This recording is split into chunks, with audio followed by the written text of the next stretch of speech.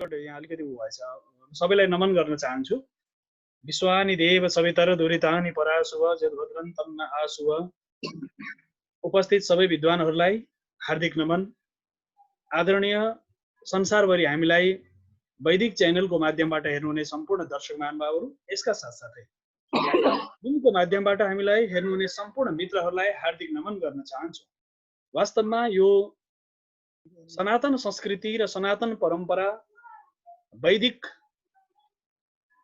आर्ष परम्पराका ऋषि महर्षिहरूको तपस्थली हो, तपोभूमि हो, साथसाथै हाम्रो यो मूल भूमि हो। त्यसकारणले हामी यो जरो किलोमै जोडिएका छौँ। यो देशको माटो ढुङ्गा पानीमा हाम्रो थर, हाम्रो गोत्र, हाम्रो सारा जीवन पद्धति यहाँको ढुङ्गासँग, माटोसँग, पानीसँग, रुखसँग, बिरुवासँग जोडिएको छ। अब मेरो थर कोइराला हो, तर यहाँको रुखसँग मेरो थर कसनार भन्छ संस्कृतमा, त्योसँग जोडिएको छ। कोही दाल, कोही पौडेल, कोही सबै यहाँको स्थानीय परम्परासँग जोडिएको छ। यहाँको ढुङ्गा, माटो, पानीसँग जसको गोत्र, जसको थर जोडिएको छ भने त्यो कसरी बाहिरबाट आयो भन्ने कुरा हुन सक्छ। यसका विषयमा त धेरै चर्चाहरू आगामी समय हुने नै छन्, तर म यति मात्र भन्न चाहन्छु, अहिले लगभग हामी 40 जनाको सहभागिता हुँदैछ र अरू थपिँदै हुनुहुन्छ। अब यति उति भन्दा पनि धेरै व्यक्तिहरू थपिने क्रममा हुन्छ भने धेरैजनालाई आग्रह गरेको छु, सांख्य दर्शन बुझ्नुपर्छ। दर्शन एकजनाले मलाई प्रोफेसरै हुनुहुन्छ, उहाँ पढाउनुहुन्छ आधुनिक विषयको। म यति भन्न चाहन्छु, सांख्य भनेको के हो भन्ने पनि प्रोफेसर भेटाइयो, आधुनिक विषय पढेका। त्यस कारणले यसमा धेरै मानिसहरूलाई जिज्ञासा रहेको हुनाले पनि यो हाम्रो अनन्य विद्वान श्री डाक्टर रघुनाथ नेपालजीलाई यो विषयमा, उहाँ आधिकारिक विद्वान, ज्योतिषको पऱ्यो भने म चर्चा गरौँला, तर सांख्यको विषयमा त उहाँको आधिकारिक विद्वानको सहभागिता चाह्यो भने हामीले गोविन्दजीले, मैले र हाम्रो डाक्टर रघुनाथ नेपालजीले सल्लाह गऱ्यौँ, ल यो पनि विषय एउटा राखौँ भन्ने हामीले अस्ति नै यो विषय विमर्श गरिसकेका थियौँ। र उपस्थित सबैलाई हार्दिक नमन गर्दै अब म आजको मुख्य वक्ता श्री डाक्टर रघुनाथ नेपालजीको बारेमा केही प्रकाश पारिदिन, जीवनीको बारेमा प्रकाश पारिदिनु हुन हाम्रो यस कार्यक्रमका सहसंयोजनकर्ता, असाध्य विद्वान, उद्भट्ट विद्वान, उदाउँदो विद्वान भन्छु म। उमेरले त मेरो भाइ नै हुनुहुन्छ, आकाश नीलम गोविन्द। नाम यति 3वटा किन होला भने मणि वासुदेव कृष्ण परेको हुनाले किन 3वटा नाम छ भने गोविन्दजीलाई अब त्यो त पछि व्याख्या गरौँला। तर गोविन्दजीलाई म हार्दिक नमन गर्न चाहन्छु कि विशेष गरेर अब हाम्रो आजको मुख्य वक्ताको परिचयका साथसाथै अब कार्यक्रमलाई हामी औपचारिक रूपमा अगाडि लानेछौँ। अस्तु भवतु सर्वमङ्गलम्। हवस्, धेरै धेरै आभार, नमस्कार गुरुवरप्रति, वासुदेव गुरुवरप्रति। सबैको हृदयमा रहने परमात्मालाई मेरो विशेष प्रणाम, हार्दिक प्रणाम। हामीहरूले यो लकडाउनको समयलाई सदुपयोग गरौँ, यो विपत्तिलाई सम्पत्तिमा रूपान्तरित गरौँ भनेर 2-3वटा वाक्यमा हामीहरूले नारा बनायौँ। अब त केही गरौँ भन्ने पहिलो नारा, र दोस्रो मनगणन्त कुरामा आत्मरमण नगरौँ, विज्ञानयुक्त पक्ष खोजौँ, अब त केही गरौँ भन्ने अभियानका साथ हामीहरूले यो जुम प्रविधिबाट विभिन्न प्रकारको व्याख्यानहरू, बौद्धिकता खोज्ने, समग्रमा ज्ञान खोज्ने कार्यक्रमलाई यो व्याख्यानको माध्यमबाट जोड्ने गर्यौँ। करिबन हाम्रो 15-20औं श्रृङ्खलाको रूपमा यो कार्यक्रम प्रस्तुत भइरहेको छ। हामीले पहिले प्रतिदिन गर्ने गर्यौँ, त्यसमा फेरि 2 दिन बिराएर गर्यौँ। अहिले हप्तामा करिबन 2-3वटा कार्यक्रम हामीले सम्पन्न गर्दैछौँ। त्यसको क्रममा आज चाहिँ 2टा कार्यक्रम आजै हाम्रो रह्यो। कम्ती उहाँले 4 तर यही हाम्रो आइडीबाट 2टा कार्यक्रम आज हामीले 1 बजेदेखि एउटा कार्यक्रमको गुरुकुलहरूको सम्मेलन जस्तो थियो, र आज यो दोस्रो प्रकल्प सुरु हुन गइरहेको छ यहाँहरूमा। धेरै बेर म अल्झनको भुमरीमा अल्झिन चाहन्न। हामीले यो व्याख्यानमा पौरस्त्य दर्शनको विभिन्न पक्षहरूलाई र त्यसको विशेष व्याख्याताबाट, त्यसको विज्ञबाट त्यो कुरा दोहोर्ने कोसिस हामीले गरेका छौँ। गत सप्ताह पनि हाम्रो बुलन्द बनेको थियो, ओजस्वी ढङ्गले हामीले खस जातिको बारेमा सुनेका थियौँ, र आज भने हामीले दर्शनहरू मध्येको सांख्य दर्शनको मानव जीवनमा प्रभाव, मानव जीवनमा सांख्य दर्शन भन्ने शीर्षक राखेर यो व्याख्यान कार्यक्रम यहाँ सम्पन्न गर्न गइरहेका छौँ। आजको व्याख्याता, आजको जो व्याख्यान गर्ने पण्डित, उहाँको म परिचय गराउन चाहन्छु। हाल उहाँ नेपाल संस्कृत विश्वविद्यालय केन्द्रीय विद्यापीठ दाङमा सह प्राध्यापक हुनुहुन्छ, प्राचीन न्याय दर्शन विभागमा। उहाँको एउटा विशेषता चाहिँ मैले देखेको, उहाँलाई माता सरस्वतीको असाध्यै धेरै ठुलो कृपा छ। उहाँले जो धेरैवटा विषयमा संस्कृतमा डिग्री लिनुभयो, आचार्य गर्नुभयो संस्कृतबाट, पिएचडी पनि संस्कृतबाटै गर्नुभयो। त्यसमा न्याय दर्शन, व्याकरण शास्त्र र सर्वदर्शन, र उहाँ 3वटा शास्त्रको स्वर्ण पदक प्राप्त, सम्पूर्णानन्द संस्कृत विश्वविद्यालयबाट गोल्ड मेडल। उहाँले जुन जुन शास्त्रमा आफ्नो आवेदन दिनुभयो सबैमा गोल्ड मेडल प्राप्त गर्नुभएको छ। साथै शास्त्रार्थ प्रतियोगिताहरूमा भारतका धेरै सभामा उहाँले विभिन्न पदकहरू प्राप्त गर्नुभएको छ। मैले एक वखत काठमाडौँमा उहाँको त्यो पदकहरू हेरेर हामीहरू म उत्तर मध्यमा 11-12 को अध्ययन गर्दै गर्दा हामीले चित खाएका थियौँ, अरे यो सम्भव छ एउटै मानिसबाट भनेर। र उहाँलाई धेरै ठुलो विद्याको साधना मिलेको छ। साथै पछिल्ला दिनमा उहाँको सक्रियता चाहिँ विदेशमा पनि रह्यो, क्यानाडा र अस्ट्रेलियामा पनि उहाँले प्राच्य धर्म दर्शनको हाम्रो संस्कृतिको वैदिकताको प्रचार गर्नमा उहाँ तल्लीन हुनुभयो।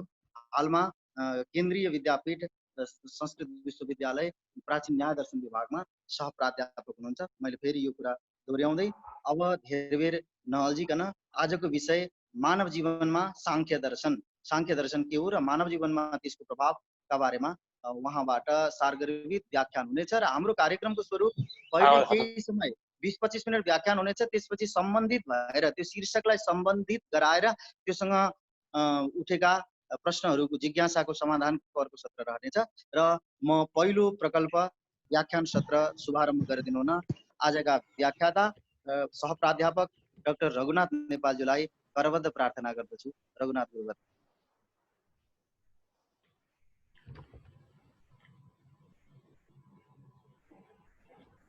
सबैजना मेरा आदरणीय गुरुजनहरू, मित्रजन, बन्धुजन, दाजुभाइ, दिदीबहिनी, यहाँहरू जो जहाँबाट पनि यहाँ उपस्थित हुनुभएको छ, यहाँहरूलाई सादर वन्दन गर्दछु। र आज अत्यन्त सौभाग्यको विषय हो, खुसी लागेको छ यहाँहरूसँग एक ठाउँमा बसेर चाहिँ हाम्रो पूर्वीय दर्शनको, हाम्रो प्राच्य दर्शनका विभिन्न विषयमा विचार विमर्श गर्ने मौका मिलिरहेको छ। र यसको लागि जसले यो कार्यक्रमको संयोजन गर्दै हुनुहुन्छ, जसले हाम्रा आदरणीय गुरुदेव श्री वासुदेव कृष्ण शास्त्री, डाक्टर वासुदेव कृष्ण शास्त्री हुनुहुन्छ। पहिले हामी बनारसमा वाराणसीमा सँगै थियौँ। हाम्रो विधा क्षेत्र भिन्न भिन्न अध्ययनको भए तापनि, उहाँ ज्योतिष वास्तु आदि विषयको भए तापनि हामी एकै ठाउँमा सहकार्य गर्दै उहाँ पनि रहेका थियौँ। अब र अहिले यहाँ आएर पनि हामी अलग अलग क्षेत्रमा रहे तापनि हाम्रो उद्देश्य लक्ष्य भन्ने एकै रहेको छ। पूर्वीय दर्शनको ज्ञान विज्ञानको सम्वर्धन गर्ने नै हाम्रो रहिरहेको छ। र त्यस्तै हाम्रा प्रिय अनुज भन्छु म, हाम्रा विद्वान हुनुहुन्छ श्री आकाश निलम, जो गोविन्द भाइ हुनुहुन्छ, उहाँले पनि यस कार्यक्रमलाई यो संयोजन गर्नमा ठुलो भूमिका निर्वाह गर्दै हुनुहुन्छ।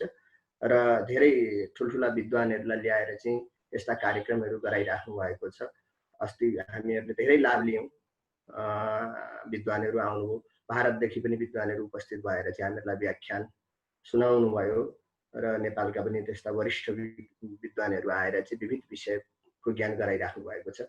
र यो योजकस्तत्र दुर्लभ, अयोग्य पुरुषो नास्ति योजकस्तत्र दुर्लभ भन्ने जुन हाम्रो शास्त्रको उक्ति हो, यो अहिले चरितार्थ हुन गइरहेको छ। यहाँहरू दुईजनाको प्रयासले गर्दाखेरि, हाम्रो वासुदेव गुरुदेव र गोविन्द गुरुदेवको प्रयासले गर्दाखेरि यहाँहरूप्रति विशेष हार्दिक आभार प्रकट गर्दै समुपस्थित समस्त यहाँ विद्वजनहरू पनि हुनुहुन्छ, मित्रजनहरू हुनुहुन्छ, यहाँहरू सबैलाई फेरि सादर वन्दन गर्दछु। यद्यपि आजको विषय जो मानव जीवनमा सांख्य दर्शन भन्ने विषय जो छ, त्यो अत्यन्त गहनतम विषय हो। यस विषयमा धेरै अनुभवी ज्ञानवृद्ध वयोवृद्ध व्यक्तिहरूको प्रवचन आउँदा अझै राम्रो हुन्थ्यो। तैपनि एउटा विचार विमर्श, आफूले जानेको कुरो जति बाँड्दै गयो उति बढ्दै जान्छ भन्ने उद्देश्यले म यहाँ उपस्थित भएको छु। र यसमा केही हाम्रा कमी कमजोरी मैले प्रतिपादन गर्दा रहे भने विद्वजनहरूले त्यसलाई चाहिँ फेरि पछि सल्लाह सुझाव दिनुहुनेछ। र म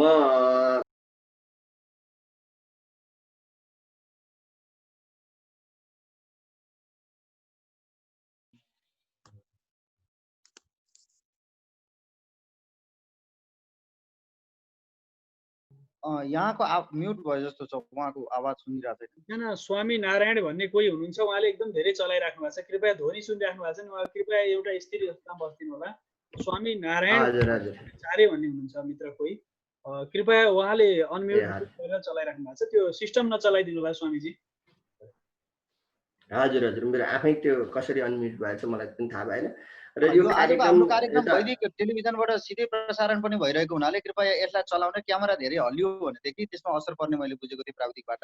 त्यो भएर अब हामी सबैजनाले आफ्नो अडियो अफ गर्नेछौँ र उहाँको प्रवचन सुन्नेछौँ। साथसाथै मैले थोरै बिचमा रोकेँ, डाक्टर गुरुप्रसाद सुवेदीज्यू जो महेश विद्यापीठबाट हुनुहुन्छ, संस्कृत क्षेत्रमा र पौरस्त्य वाङ्मयमा अद्वितीय र धेरै उहाँ आदरका साथ लिने नाम, उहाँ गुरुवरको म हार्दिक हार्दिक स्वागत गर्दै फेरि उहाँ व्याख्यानलाई अगाडि बढाइदिनु हुन म आजका व्याख्याताजीलाई नै हार्दिक अनुरोध गर्दछु। अब भने व्याख्यान नसिद्धिउन्जेलसम्म हामीहरूबाट कुनै प्रकारको व्यवधान छैन र हामी सबैले म्युट गर्नेछौँ ध्वनिलाई।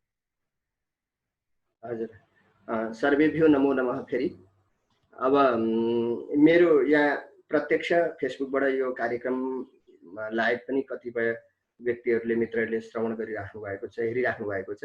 किनभने सबै व्यक्तिहरूलाई यो जुम मार्फत जोडिनका लागि अहिले यो नयाँ नयाँ प्रविधि भएको हुनाले, अभ्यास नभएको हुनाले उहाँहरूलाई इच्छा हुँदाहुँदै पनि त्यो सम्भव भइरहेको थिएन।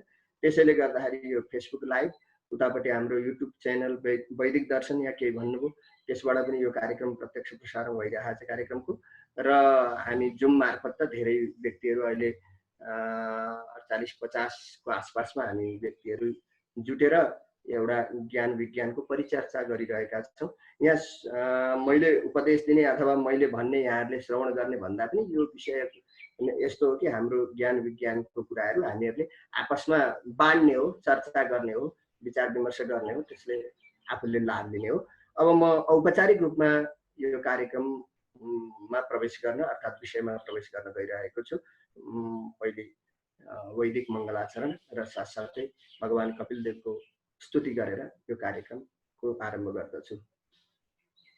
ओम तच्चञ्जोरा वृणीमहे गातुं यज्ञाय गातुं यज्ञपतये दैवी स्वस्तिरस्तु नः स्वस्तिर्मानुषेभ्यः ऊर्ध्वं जिगातु भेषजम् शन्नो अस्तु द्विपदे सञ्चतुष्पदे हरिः ओम शान्तिः शान्तिः शान्तिः।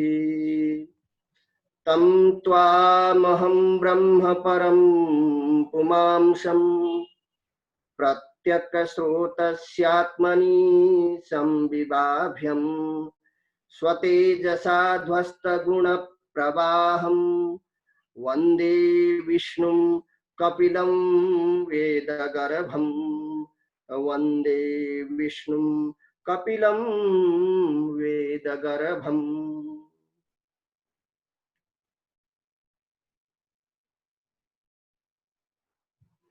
अखिल कोटि ब्रह्मांड नायक भगवान सर्वेश्वर सर्वान्तर्यामी सृष्टि स्थिति प्रलयकर्ता परब्रह्म परमात्मा श्री हरि का श्री चरणमा वन्दन गर्दै यहाँ उपस्थित हुनुभएका गुरुजन, विद्वज्जन, अग्रजन, बन्धुजन, दाजुभाइ दिदीबहिनी समग्रमा सादर वन्दन गर्दै अभिवादन गर्दै आजको जो विषय छ मानव जीवनमा सांख्य दर्शन भन्ने यस विषयको चर्चा आरम्भ गर्न गइरहेको छु। हामीहरूले मानव मात्रले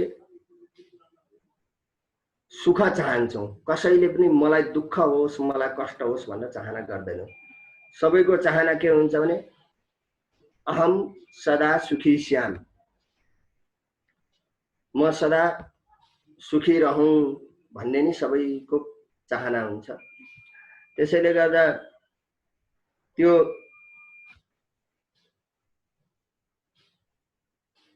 सुख प्राप्तिका लागि हामीहरूले प्रयत्न गर्दछौँ, प्रयास गर्दछौँ। कसैले जुन संस्कार जस्तो प्राप्त गरेका छौँ त्यो अनुसारको प्रयास गर्दछौँ, भौतिक प्रयास पहिले गर्दछौँ, त्यसबाट भएन भने अरू आध्यात्मिक आफ्नो आस्था श्रद्धा अनुसारका केही प्रयत्नहरू गर्दछौँ सुख प्राप्तिका लागि। सबैको उद्देश्य हुन्छ म सुखी रहूं भन्ने, र यही सुख प्राप्तिका लागि नै मानव मात्रको जिज्ञासा हुन्छ। कि म को हुँ, यो जगत के हो, कहाँबाट मलाई यस्ता दुःखहरू विपत्ति कष्टहरू आइपरे भन्ने प्रकारको चिन्तन हुन जान्छ। यही चिन्तन मनन नै पछि गएर एउटा दर्शनको रूप बन्दछ, जसले यी दुःखहरूबाट निवृत्त हुनका लागि जुन निष्कर्ष निकाल्दछ, जसले कुनै चिन्तन मनन एउटा निकाल्दछ, त्यसलाई चाहिँ एउटा दर्शन भनिन्छ। दर्शन भनेको सिधा सिधा अर्थमा ज्ञान भनौँ, र जुन ज्ञानबाट हामीहरूलाई आत्मिक शान्तिको लाभ हुन्छ त्यसलाई हामी दर्शन भन्दछौँ। र दर्शन दृश्यते अनेन इति तत् दर्शनम भनिन्छ। ज्ञानको साधनलाई पनि दर्शन भनिन्छ। दर्शन शास्त्र परक अर्थ हुन्छ, जुन शास्त्रहरूद्वारा हामीहरूलाई यो यस जगतको बारेमा, आफ्नो बारेमा र यो जगतको सञ्चालक एउटा ईश्वरको बारेमा ज्ञान प्राप्त हुन्छ, त्यसलाई दर्शन भनिन्छ। दृश्यते अनेन इति तत् दर्शनम। अब दर्शन मैले थोरै भूमिका बाँध्न गएको हो।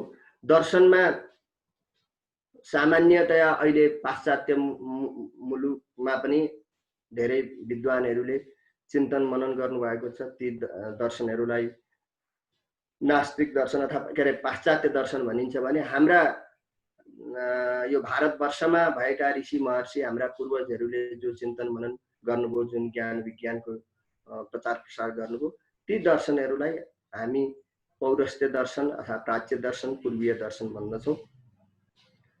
त्यसरी दर्शन अहिले दुई प्रकारको छ, पूर्वीय दर्शन र पाश्चात्य दर्शन। अब पूर्वीय दर्शनकै कुरा गरौँ। आज हाम्रो सांख्य दर्शन पूर्वीय दर्शनकै अन्यतम एउटा दर्शन भएको हुनाले पूर्वीय दर्शनभित्र पनि दुईटा भेद छन्, नास्तिक दर्शन र आस्तिक दर्शन भन्छौँ हामी। नास्तिकको अर्थ कुनै ईश्वरलाई मान्नु नमान्नुसँग यहाँ छैन। ईश्वर माने पनि नमाने पनि हाम्रो वैदिक वाङ्मयलाई, वेदलाई प्रमाण मान्नेवाला दर्शनहरूलाई हामी आस्तिक दर्शन भन्छौँ भने वेदलाई प्रमाण नमानेर स्वतन्त्र रूपमा आफ्नो चिन्तन अगाडि बढाउने दर्शनलाई हामी नास्तिक दर्शन भन्दछौँ। जस्तै आस्तिक दर्शनभित्र पनि ईश्वरको सत्ता नमान्ने कतिपय दर्शनहरू छन्। यही सांख्य दर्शनमा पनि निरीश्वर सांख्यको कुरा आउँछ, मीमांसा दर्शनमा नि ईश्वरको चर्चा हुँदैन, तर पनि तिनीहरूले वेदलाई प्रमाणको रूपमा मान्दछन्। तिनीहरूले त्यसैले गर्दा ती दर्शनहरू आस्तिक दर्शनभित्र पर्दछन्। र नास्तिक दर्शनमा चारवाक दर्शन, बौद्ध दर्शन, जैन दर्शन, मुख्य रूपमा तीनटा दर्शन नास्तिक दर्शन हुन्। र त्यसमा पनि नास्तिक दर्शनमा बौद्ध दर्शनका पनि चारवटा भेद छन्, वैभाषिक बौद्ध, सौत्रान्तिक बौद्ध, योगाचार बौद्ध र माध्यमिक बौद्ध। यी चारवटा बौद्ध दर्शन र जैन दर्शनले 5 भयो र चारवाक दर्शनले 6 गरेर नास्तिक दर्शन 6 वटा र आस्तिक दर्शन पनि 6 वटा भनिन्छ। आस्तिक दर्शन 6 वटा जो वेदलाई प्रमाणको रूपमा मानेर अगाडि बढ्ने, अगाडि चल्ने जो दर्शन हुन्, यिनीहरू कुन कुन हुन् भन्दाखेरि न्याय दर्शन, जो महर्षि गौतमद्वारा प्रणीत अथवा प्रवर्तित मानिन्छ। त्यसरी वैशेषिक दर्शन, जो महर्षि कणादद्वारा प्रवर्तित छ। अनि सांख्य दर्शन, जो महर्षि कपिलद्वारा प्रणीत हो। योग दर्शन, महर्षि पतञ्जलि प्रणीत। त्यसै गरी मीमांसा दर्शन, महर्षि जैमिनीद्वारा प्रणीत। र वेदान्त दर्शन, जो महर्षि बादरायण व्यासद्वारा प्रणीत मानिन्छ, प्रवर्तित मानिन्छ। यसरी 6 वटा दर्शन आस्तिक दर्शन छन्, जसले वेदलाई प्रमाणको रूपमा मान्दछन्। त्यसैले गर्दा यी वैदिक दर्शन, आस्तिक दर्शन मानिन्छन्। अब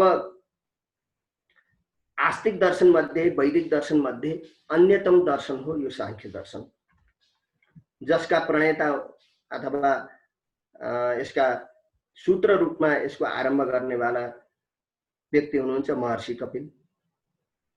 यद्यपि सांख्य दर्शनको कुरा गर्दा महर्षि कपिलले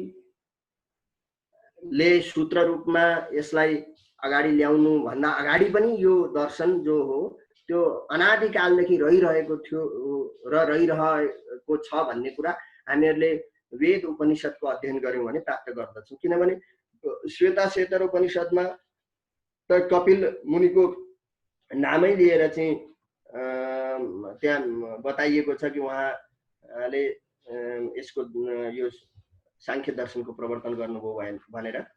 र अरू पनि उपनिषदमा यो सांख्यको कुरा, सांख्य दर्शनको कुराहरू प्रशस्त रूपमा आउँछ वेदमा, उपनिषदमा। किनभने अब यहाँ हामीले सांख्य दर्शनको शब्दको अर्थ बुझ्यौँ भने यो ज्ञान अनादिकालदेखि थियो र रहिरहन्छ भन्ने कुरा हामीहरूले बुझ्न सक्दछौँ।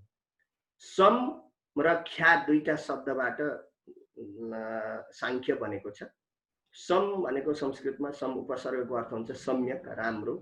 ख्या भनेको ख्यानम, ज्ञानम, ख्याति, जो राम्रो प्रकारको जो ज्ञान हो, निष्कर्ष रूप ज्ञान हो, त्यस ज्ञानलाई सांख्य भनेको।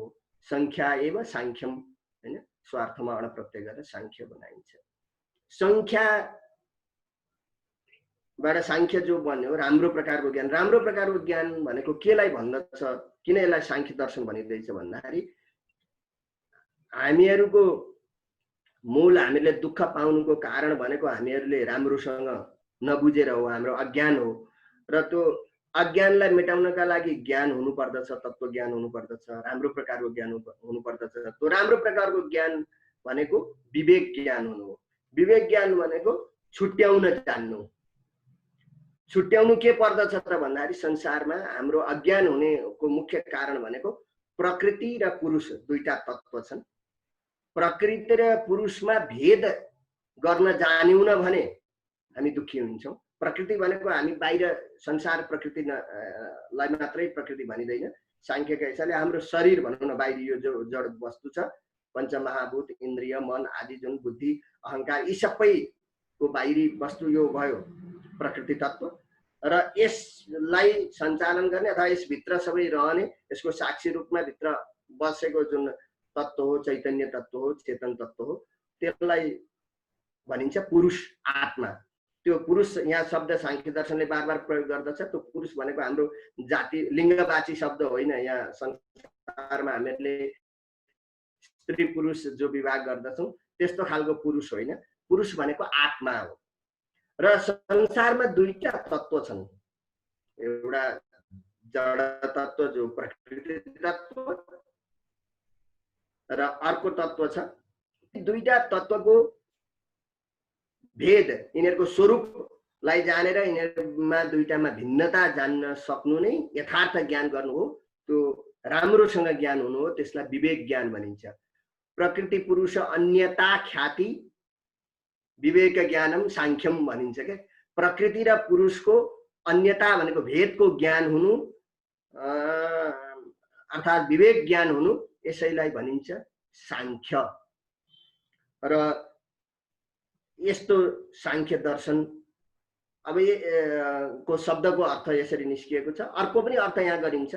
सांख्य दर्शनले सबैभन्दा पहिले हाम्रो संसारमा रहेका वस्तुहरूको तात्विक रूपमा तत्त्व विभाजन गरेको छ।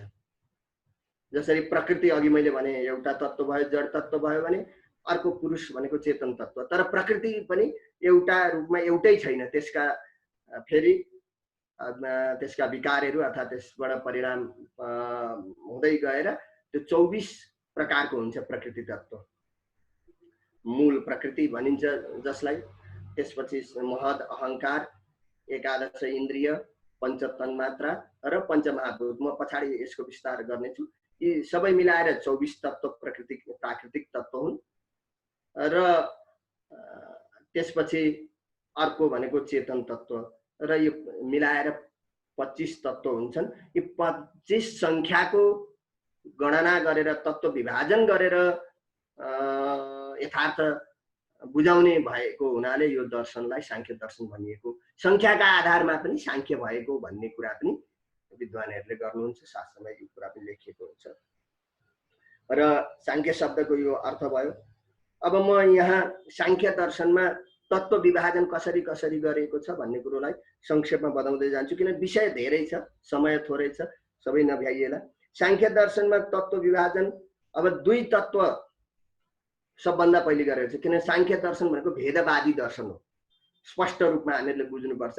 भेदवादी भनेको भिन्नता, तत्त्वमा भिन्नता छ, स्वरूपतः सबै प्रकारले भिन्नता छ भन्ने दर्शन भएको हुनाले सांख्य दर्शनमा तत्त्व विभाजन गरिन्छ।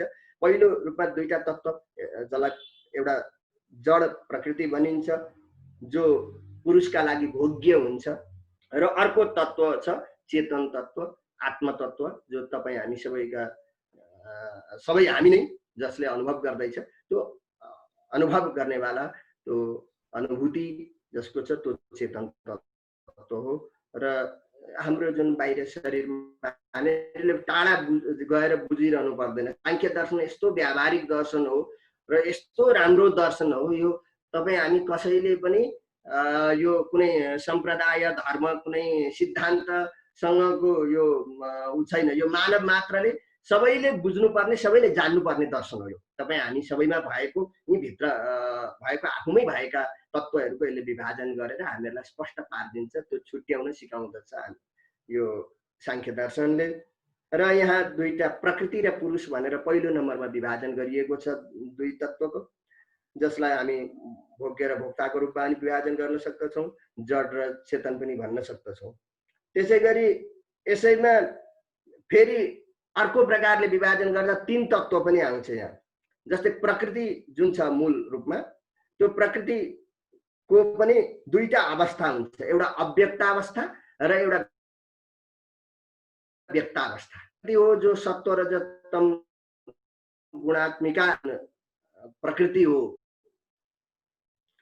त्यो अव्यक्त रहन्छ। त्यो तत्त्वको रूपमा हामीले बाहिर देख्दैनौँ भने जब त्यो मूल प्रकृतिमा परिणाम आउन थाल्दछ सृष्टिको आरम्भमा, त्यसपछि अनि व्यक्त तत्त्वहरूको आरम्भ हुन्छ। त्यो व्यक्त भनेको देखिने किसिमका, जस्तै प्रकृति मूल प्रधानबाट चाहिँ म, त्यसपछि अहङ्कार तत्त्व म हुँ भन्ने जुन भावना हामीमा आइरहन्छ त्यो भनेको अहङ्कार तत्त्व। त्यसपछि एकादश इन्द्रिय भनेको 5 ज्ञानेन्द्रिय, 5 कर्मेन्द्रिय र मन गरेर 11 इन्द्रिय। त्यसपछि पञ्च तन्मात्रा भनिन्छ, रूप रस गन्ध स्पर्श शब्द गरेर 5 तन्मात्रा र पञ्चमहाभूत। यी तत्त्वहरू चाहिँ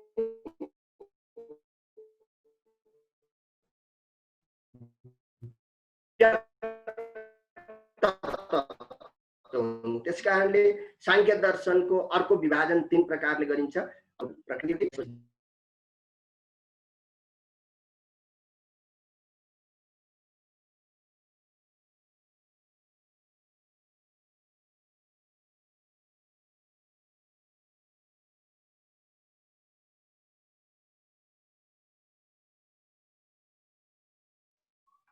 गुरुजीको आवाज अलिकति काटिरहेछ।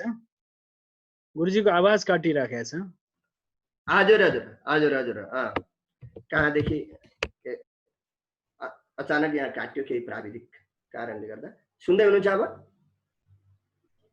हजुर सुनिहाल्छ गुरुजी। हजुर हजुर म फेरि निरन्तरता दिन चाहन्छु। र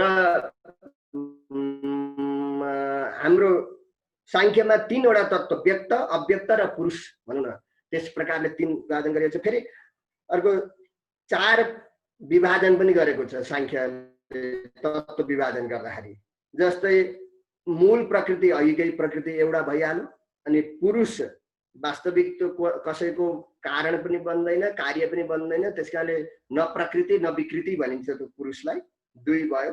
अब बीचमा 7 वटा तत्त्व छन्, तिनीहरू प्रकृति र विकृति भने। प्रकृति भनेको कारण र विकृति भनेको कार्य, त्यो कारणबाट उत्पन्न हुने, उत्पादक र उत्पन्न हुने दुईटै यस्ता 7 वटा तत्त्व छन्।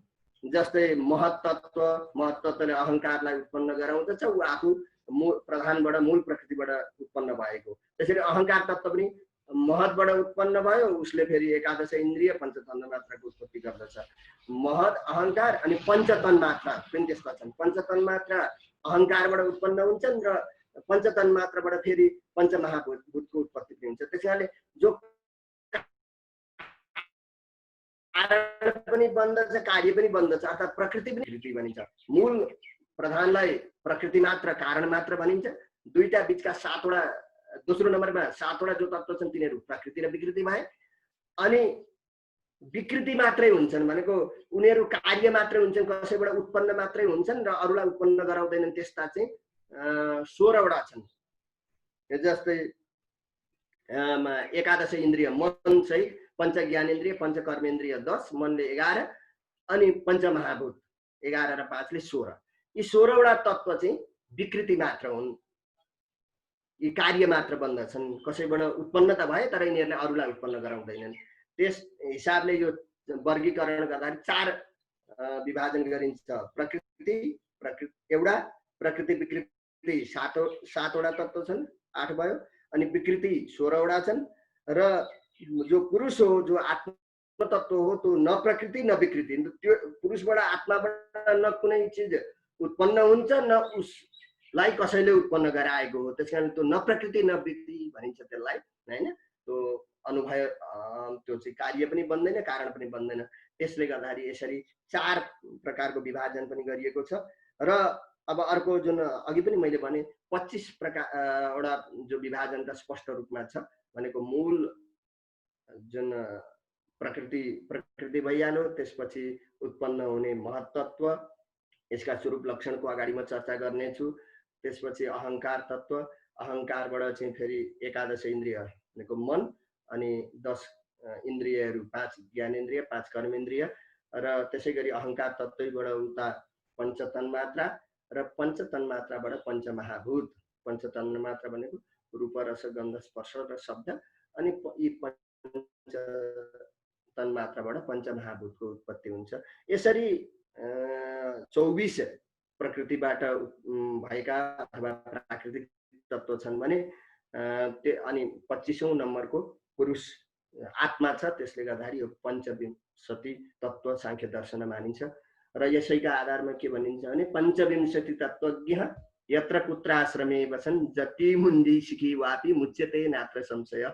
यो 25 तत्त्वको यथार्थ स्वरूपलाई जान्यो भने भनेको प्रकृति र पुरुष भनेको आत्मा र जडलाई यो स्वरूपलाई छुट्याउन जान्यो भने त्यो चाहे जुनसुकै आश्रममा बसोस्, चाहे ब्रह्मचारी होस्, चाहे गृहस्थ होस्, वानप्रस्थ होस्, सन्यासी होस्, र ऊ जो जस्तो सुकै होस्, उसले जस्तोसुकै टीका चन्दन लगाओस्, माला लगाओस्, जटा पालोस्, पुरै मुडुलै बनाओस्, जेसुकै रूपमा रहोस्, जुनसुकै अवस्थामा रहोस्, उसलाई यथार्थ ज्ञान भइसकेपछि ऊ सुखी हुन्छ।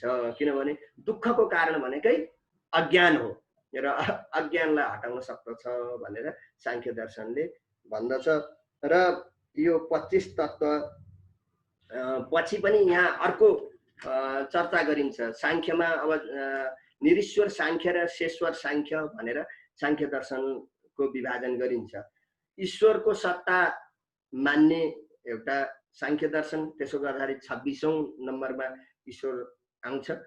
भागवत आदिमा जुन सांख्य दर्शनको वर्णन गरिएको भेटिन्छ त्यसमा 26 भेटिन्छ। 25 अघि मैले भनेका तत्त्वदेखि बाहेक एउटा ईश्वर तत्त्व छ। अरू सामान्यतया सांख्यकारिका आदि केही ग्रन्थहरूमा निरीश्वर सांख्य दर्शनको चर्चा छ, ईश्वरको त्यहाँ चर्चा गरिएको छैन। तर यति हुँदा पनि मेरो आफ्नो अध्ययनले के भन्दछ भने यहाँ धेरै झगडा गर्नुपर्ने अथवा यसलाई सही गलत भन्नुपर्ने केही छैन।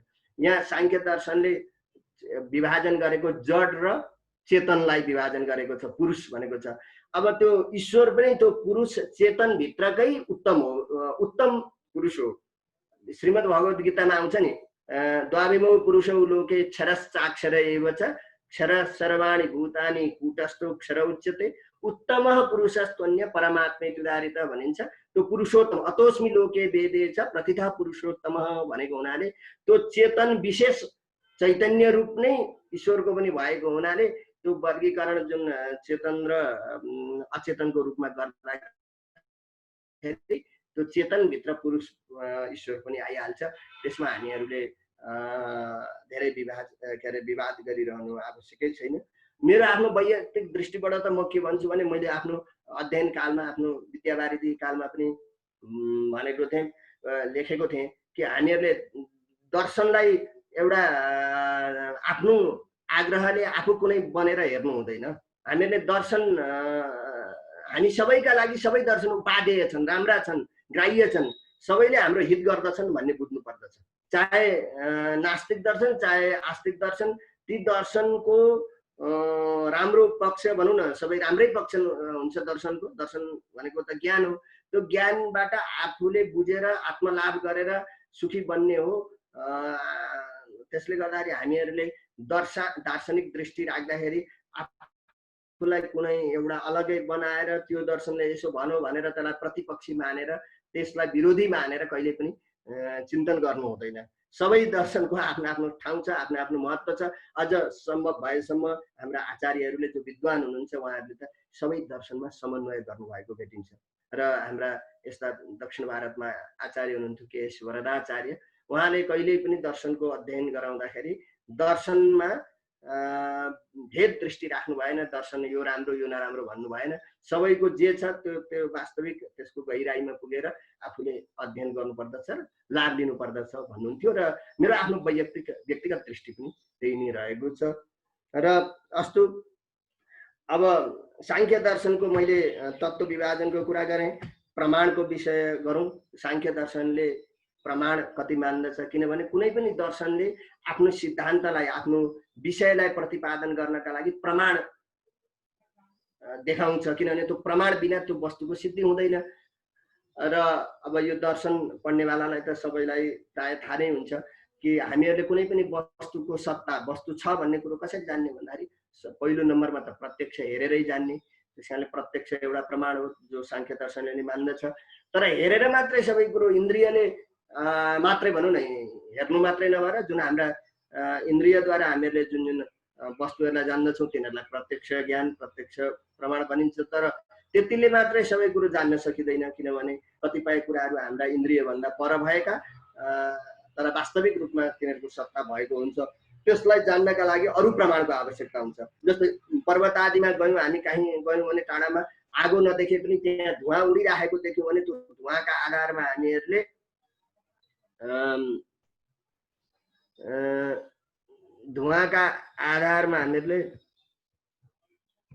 आगो छ, धुवाँका आधारमा आगो छ भनेर हामीहरूले निश्चित गर्दछौँ। त्यसैले गर्दा यहाँ आवाज क्लियर भएन भन्दै हुनुहुन्छ, त्यस्तो केही भएको छ? सुनिएको छैन? सुनिएछ गुरुजी, सुन्ने एकदम राम्रो सुनिएछ, राम्रो सुनिएछ। ए होइन, यहाँ कसै त्यसले मेसेज लेख्नु भएको छ, हजुर केही प्राविधिक समस्या भयो कि भनेर यता जो उहाँको र त्यसरी हजुर हजुर, ल त्यसो भए ठिकै छ। र कुनै पनि विषयलाई जान्नको लागि प्रमाणको आवश्यकता हुन्छ। प्रत्यक्ष प्रमाण त हामी सबैले मान्ने प्रमाण हुँदै हो, प्रत्यक्ष प्रमाण सबैले मान्दछौँ, सबै दर्शनले मान्दछन्। र त्यसपछि अनुमान प्रमाणलाई पनि सांख्य दर्शनले मान्दछ, किनभने अनुमान भनेको हेतुलाई देखेर, कारणलाई देखेर कार्यको अनुमान गर्ने हो। पर्वत आदिमा धुवाँलाई देख्यौँ भने हामीले त्यहाँ आगो छ भनेर सम्झिन्छौँ, आगोलाई नदेखे पनि। त्यसरी यो एउटा दृष्टान्त हो। यसरी संसारमा धेरै वस्तुहरूलाई हामीहरूले प्रत्यक्ष गर्न नसकेको पनि हामी अनुमानद्वारा जान्दछौँ। तेस्रो प्रमाण भनेको सांख्य दर्शनले मानेको आप्तवचन, शब्द प्रमाण। आप्त व्यक्तिले, प्रामाणिक व्यक्तिले भनेका कुरालाई पनि हामीहरूले प्रमाण मान्दछौँ, त्यसलाई प्रामाणिक वस्तु मान्दछौँ। किनभने कति कुराहरू हामीहरूले प्रत्यक्ष इन्द्रियले देख्न पनि सक्दैनौँ, जान्न पनि सक्दैनौँ, र अनुमान गर्ने आधार पनि हुँदैन, हेतु पनि हुँदैन।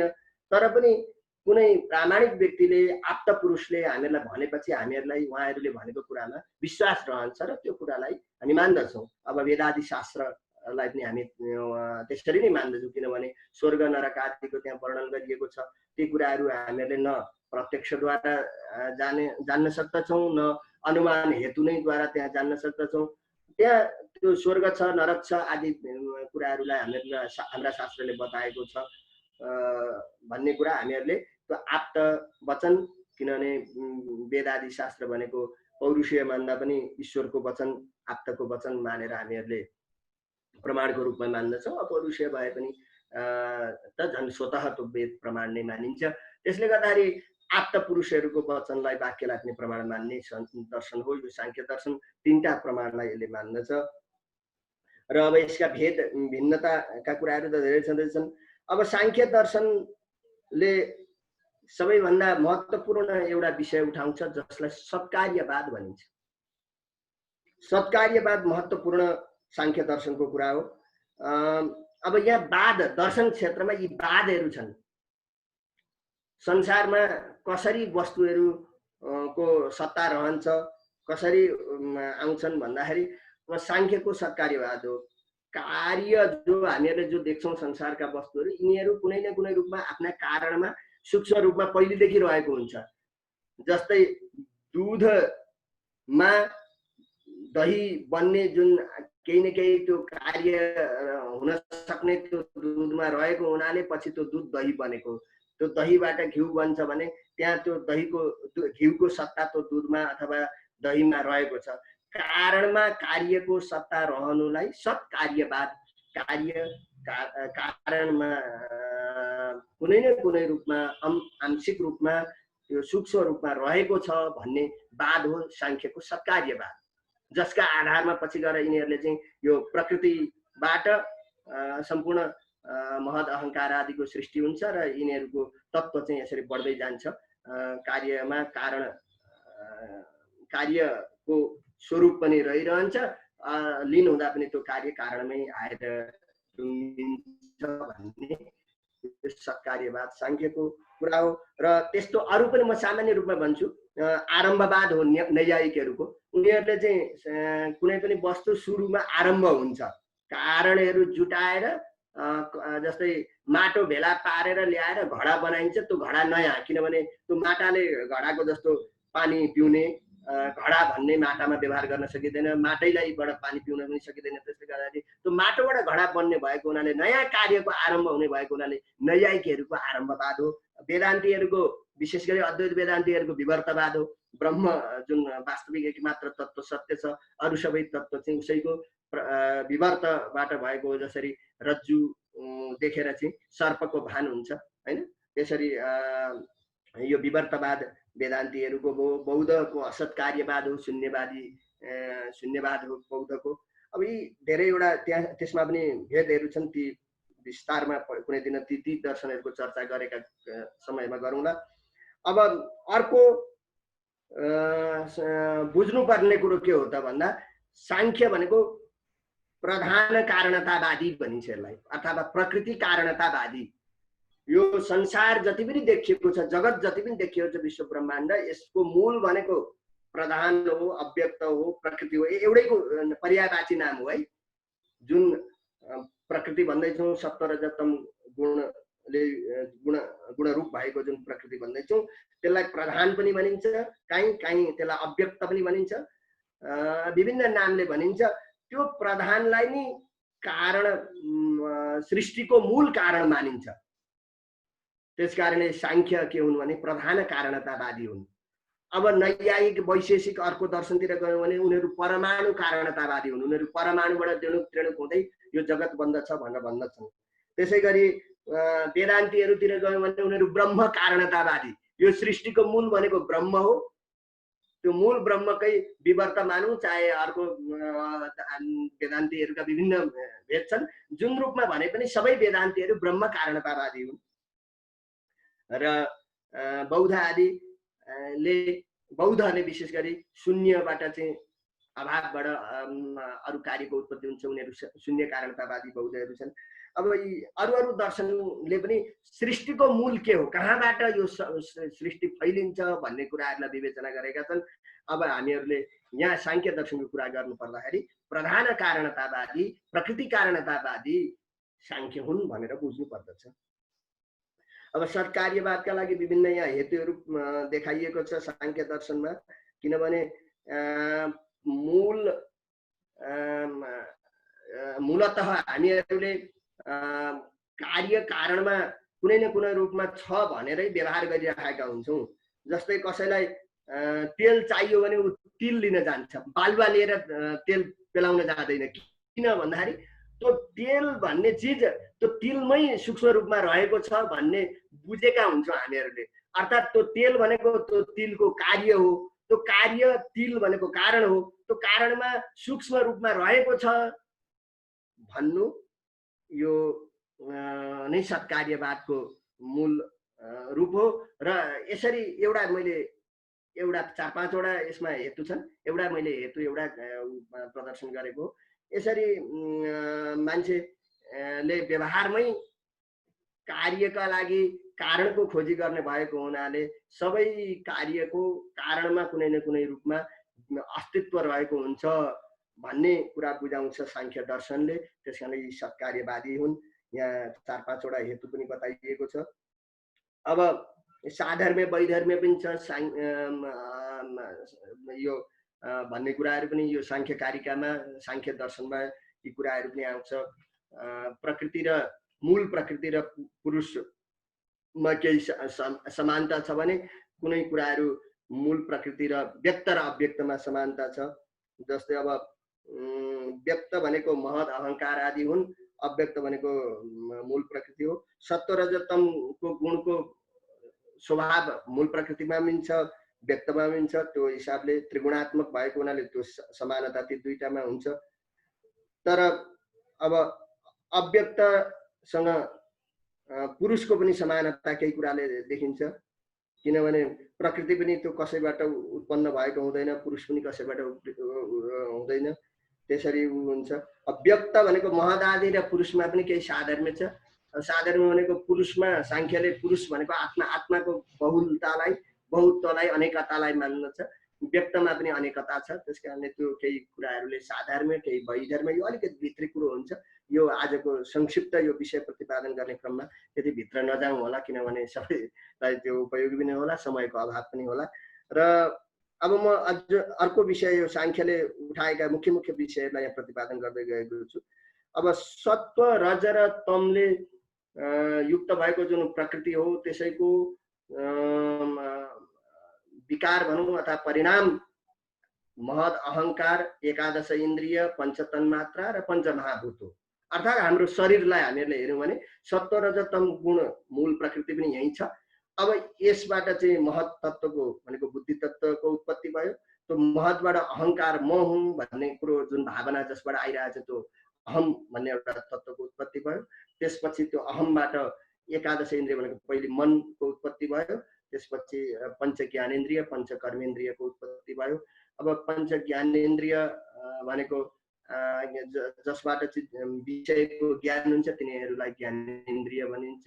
जस्तो आँखा चक्षुर इन्द्रिय भयो। यी जुन बाहिर देखिएका छन् यी इन्द्रिय होइन। एकछिन यो बुझ्नुपर्ने कुरा के छ भने यो कसैको मान्छेको कसैको ज्योति हुँदैन, आँखा देख्दैन, तर बाहिर हेर्दाखेरि उस्तै एकदम देखिने जस्तो हुन्छ। कसैको कान बाहिर खोल्दा हुन्छ तर त्यो उसले सुन्दैन। त्यसले गर्दा यी चाहिँ के हुन् भने हामीहरूले बुझ्न पनि सक्छौँ। माइक भन्दाखेरि बाहिर जुन एउटा ठुलो त्यसको सूक्ष्म भित्र अर्कै हुन्छ, त्यसबाट त्यो बाहिर प्रकट गर्ने हो। त्यसै गरी हाम्रो भित्र चक्षुर इन्द्रियको पनि यो चाहिँ बस्ने ठाउँ मात्रै हो। यो त्यो एउटा तत्त्व हो, त्यो भौतिक होइन सांख्य दर्शनका हिसाबले। अरू दर्शनले भौतिक रूप पनि मान्दछन्। त्यसै गरी श्रोत्रेन्द्रिय जसबाट चाहिँ शब्दको ज्ञान हुन्छ, चक्षुर इन्द्रियबाट रूपको ज्ञान हुन्छ, घ्राणेन्द्रियबाट गन्धको ज्ञान हुन्छ, अनि रसनेन्द्रियबाट रसको ज्ञान हुन्छ, त्यसै गरी तुगेन्द्रियबाट स्पर्शको ज्ञान हुन्छ। यिनीहरू 5वटा इन्द्रिय पंच ज्ञानेन्द्रिय छन्। पंच कर्मेन्द्रिय छन्, 5वटा कर्मेन्द्रिय हामीले जानेका छौँ। अब वाक हाम्रो जुन बोल्ने शक्ति हो, मुख होइन कि जुन हामीहरू कसैमा त्यो वाक शक्ति आउँदैन, त्यो इन्द्रियको अभावले गर्दा जन्मान्तरको पूर्वजन्मको केही कारणले गर्दाखेरि उसमा चाहिँ त्यो वाक इन्द्रिय रहँदैन र बोल्न सक्दैन। त्यसैले त्यो वाक इन्द्रिय एउटा भयो। वाक पानी पक्रिन सक्ने, जस्तै हाम्रो हात नै पानी भनेको सामान्यतया हात हुन्छ, इन्द्रियको रूपमा जब भनिन्छ आदान ग्रहण गर्न सक्ने जुन हो त्यसलाई त्यो इन्द्रिय भनेको। कसैको अब जस्तै प्यारालाइसिस भएर केही भयो भने त्यो हात त हुन्छ तर त्यसको औँलाले त्यसले पक्रिन सक्दैन, त्यसको त्यो इन्द्रियले काम गरिरहेको हुँदैन। त्यसकारणले वाक पानी भनेको त्यो इन्द्रिय हो पक्रिन सक्ने। अनि पाद भनेको जसले तल्न सक्ने, गोडामा जुन शक्ति हो सामर्थ्य हो त्यो पाद भनिन्छ। कर्म इन्द्रिय हुन्। यसरी मन त्यो अहंकार तत्त्वबाट नै पंच तन्मात्राको उत्पत्ति मानिन्छ। पंच तन्मात्रा भनेको यो पंच महाभूत जो पृथ्वी जल तेज वायु आकाश जो यो संसार देखिएको छ यसको सूक्ष्म रूप भनौँ न, त्यसलाई पञ्चतन मात्रा भनिएको छ। त्यसको नाम चाहिँ के भनिएको छ भने त्यसको जुन यी पृथ्वी आदिमा जुन गुण देखिन्छ पछि गएर त्यो गुणका आधारमा ती पञ्चतन मात्राको नाम राखिएको छ। जस्तै आकाशको जुन कारणको रूपमा शब्द तन्मात्रा, अनि वायुको कारणको रूपमा स्पर्श तन्मात्रा, तेजको कारणको रूपमा स्पर्श तन्मात्रा, जलको कारणको रूपमा रस तन्मात्रा र पृथ्वीको कारणको रूपमा गन्ध तन्मात्रा। यसरी यी 5 वटा तन्मात्रा भन्ने एउटा तत्त्व हुन्, सूक्ष्म तत्त्व हुन्, जसबाट चाहिँ जस्तै शब्द तन्मात्राबाट यो महान आकाशको उत्पत्ति हुन्छ। त्यसै गरी स्पर्श तन्मात्राबाट वायुको उत्पत्ति हुन्छ,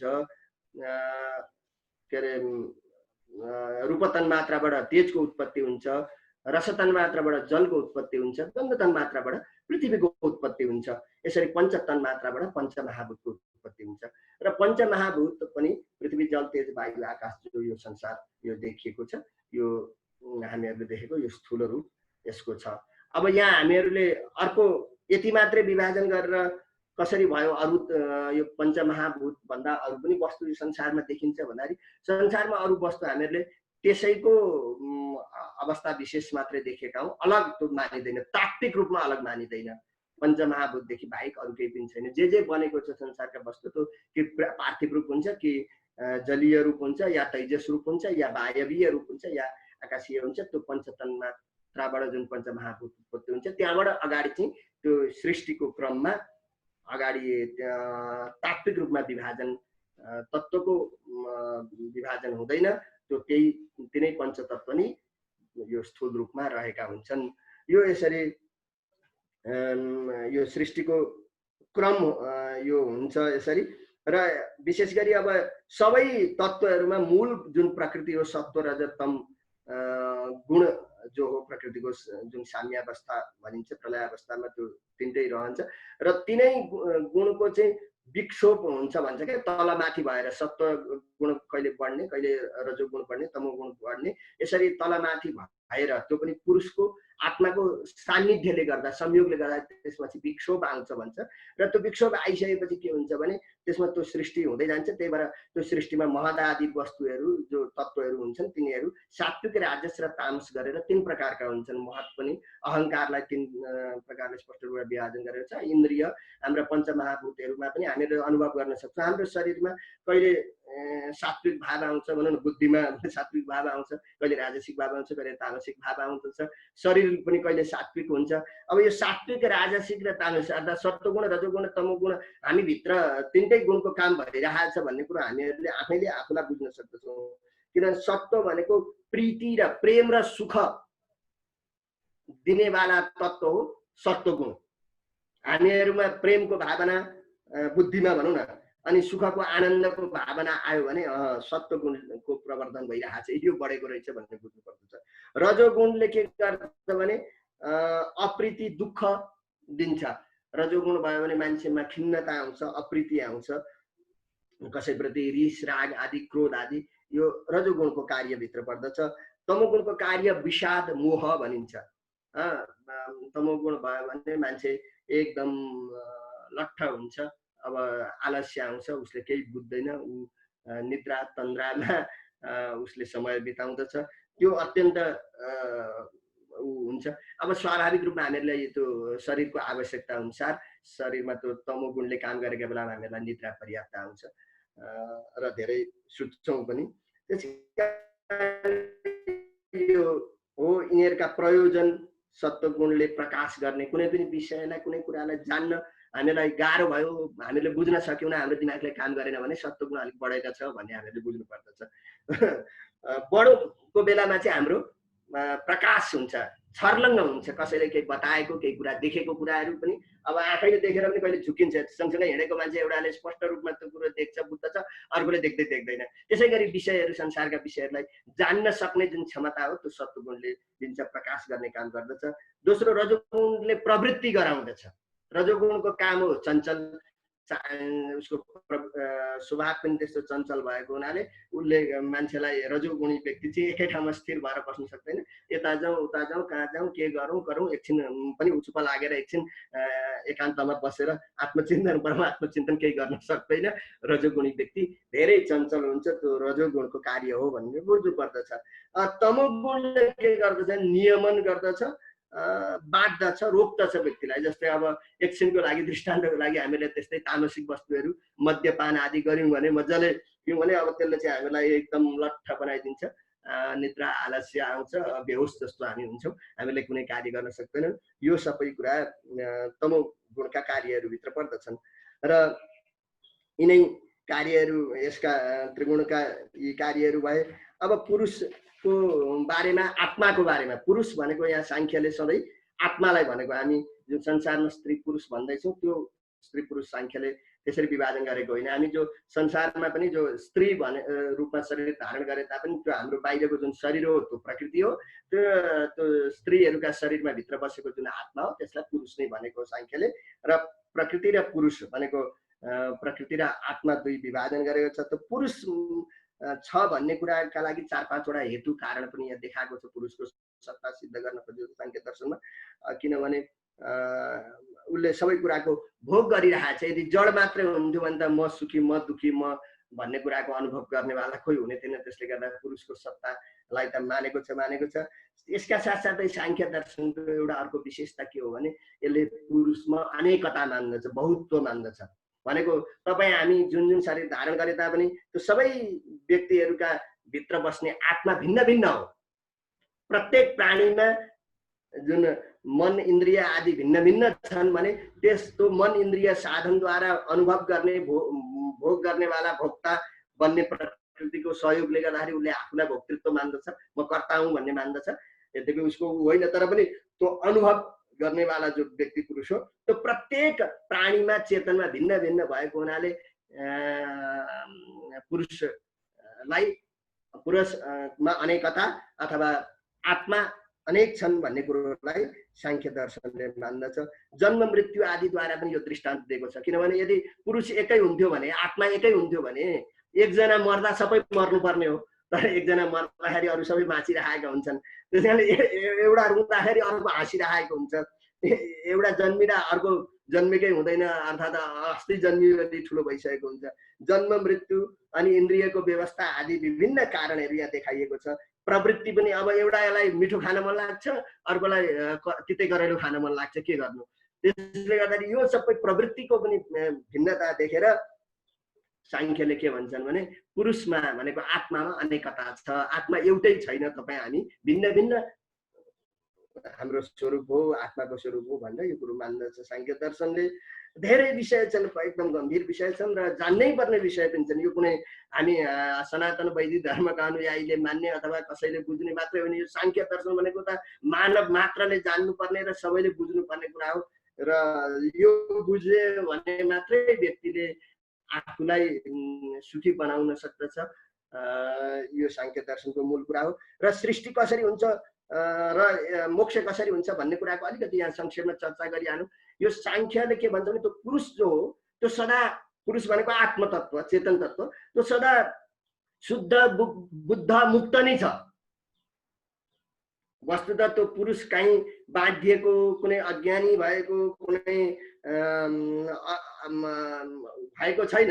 तर यो पुरुष प्रकृतिको सम्बन्धले गर्दाखेरि, प्रकृतिमा भएका कार्यहरूलाई आफ्नै मान्दछ र प्रकृतिको संसर्गले गर्दाखेरि ऊ चाहिँ मै कर्ता हुँ, संसारको सबै कुरा मैले गरेँ, मैले देखेँ, मैले भोगेँ भन्ने उसमा भावना आउँछ।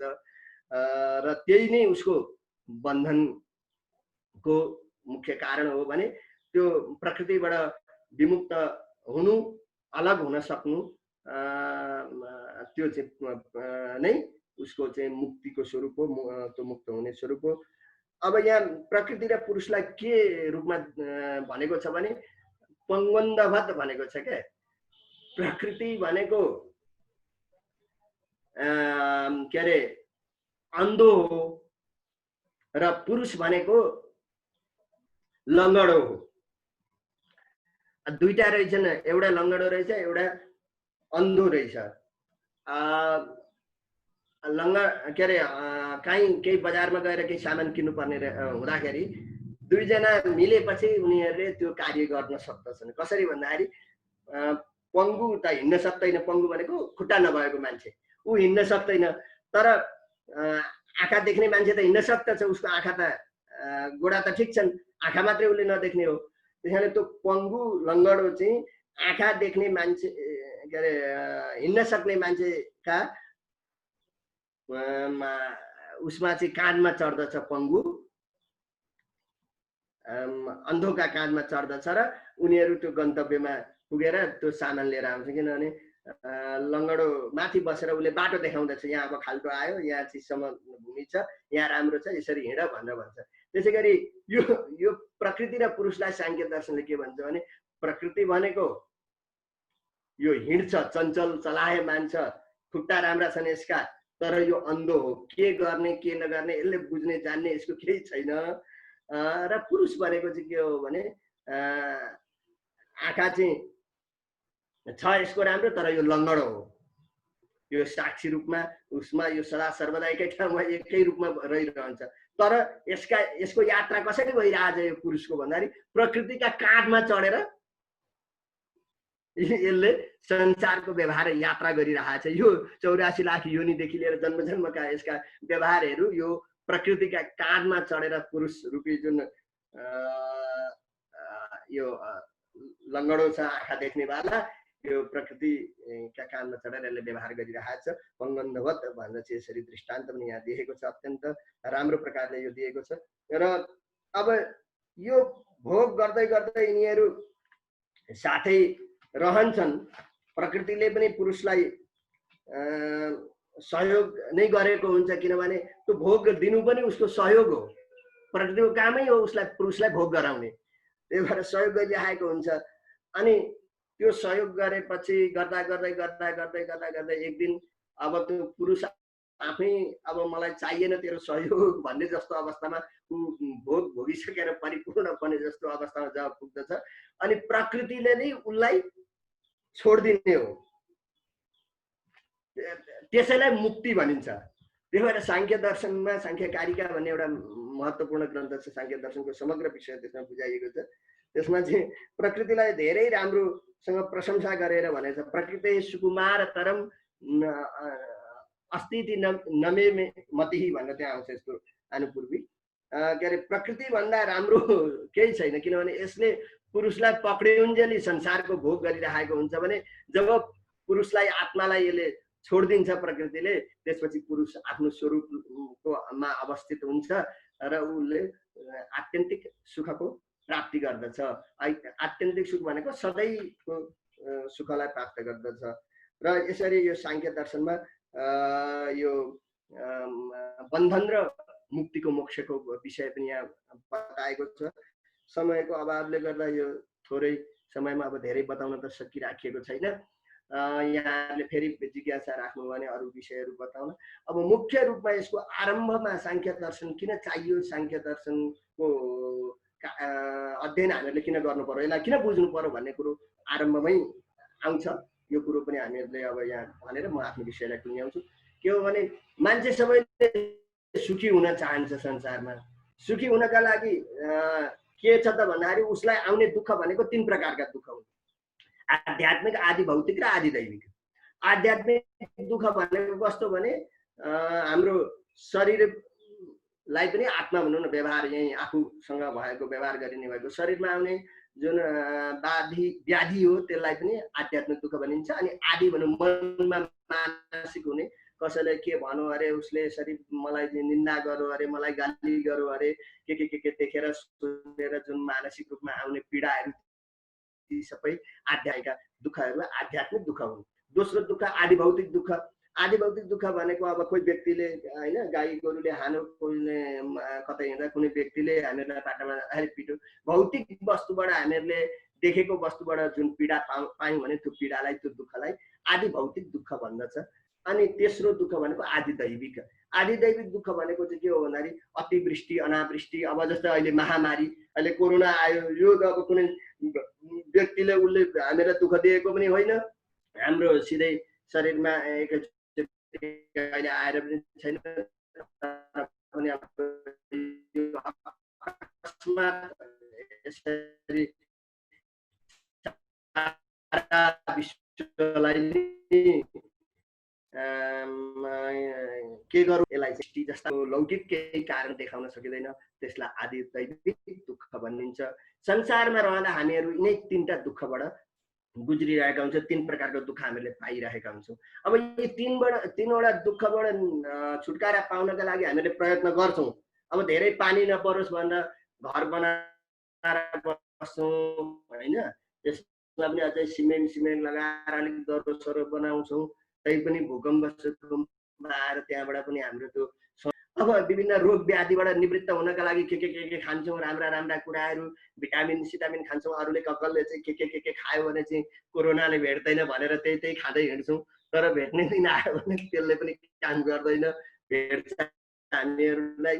त्यसले गर्दाखेरि हाम्रा जुन उपायहरू हुन्, लौकिक उपायहरू हुन्, यी दुःखबाट निवृत्त हुनका लागि पर्याप्त छैनन्। यो कुरा हामीहरू सबैले मानव मात्रले बुझ्दा हुन्छ, यो प्रत्यक्ष तपाईँ हामीहरूले सबैले देखेकै कुरा भयो। र अब लौकिक उपायबाट भएन भने ठिकै छ नि त, जसले शास्त्रलाई धर्मलाई बुझेको त्यस्ता व्यक्तिहरूले हामीहरूले वैदिक कर्महरू गरेर सुख शान्ति प्राप्त गर्छौँ। त्यसो भए सन्तति नभएकाले सन्तान पाउनका लागि यज्ञ गर्दछौँ, पुत्रेष्टि यज्ञ गर्दछौँ, धन पाउनका लागि चाहिँ एकदमै माता लक्ष्मीजीको आराधना गर्दछौँ, विद्या प्राप्ति गर्नका लागि सरस्वतीको आराधना गर्दछौँ, विभिन्न सुख शान्तिका लागि यज्ञ यागादि गर्दछौँ, ती वैदिक कर्महरू गर्दछौँ। तर ती वैदिक कर्महरूबाट पनि हामीहरूलाई आत्यन्तिक सुख हुन सक्दैन, किनभने त्यो यज्ञमा हामीहरूले विभिन्न प्रकारको कसैलाई कष्ट दुःख दिनुपर्ने हुन्छ। वैदिक यज्ञमा त झन् हिंसा आदि पनि हुन्छ, बलि दिनुपर्ने व्यवस्था आदि पनि हाम्रो आउँछ। अनि त्यो अर्कालाई कष्ट दिएर दुःख दिएर गरेका यज्ञबाट हामीहरूले सुख पाउने हो, त्यो पनि अल्प सुख, किनभने जति कमाइयो त्यो कमाइ अनुसारको पुण्य थोरै हुन्छ, त्यतिन्जेल त सुख पाइन्छ, स्वर्ग गइएला अथवा यही संसारमा रहेर नि सुख भोग गरिएला। स्वर्ग भनेको सुख हो के, यन्न दुःखेन सम्भिन्नं न च ग्रस्तम अनन्तरम अभिलाषोपनीतञ्च तत्सुखम स्वस्पदास्पदम भनिन्छ।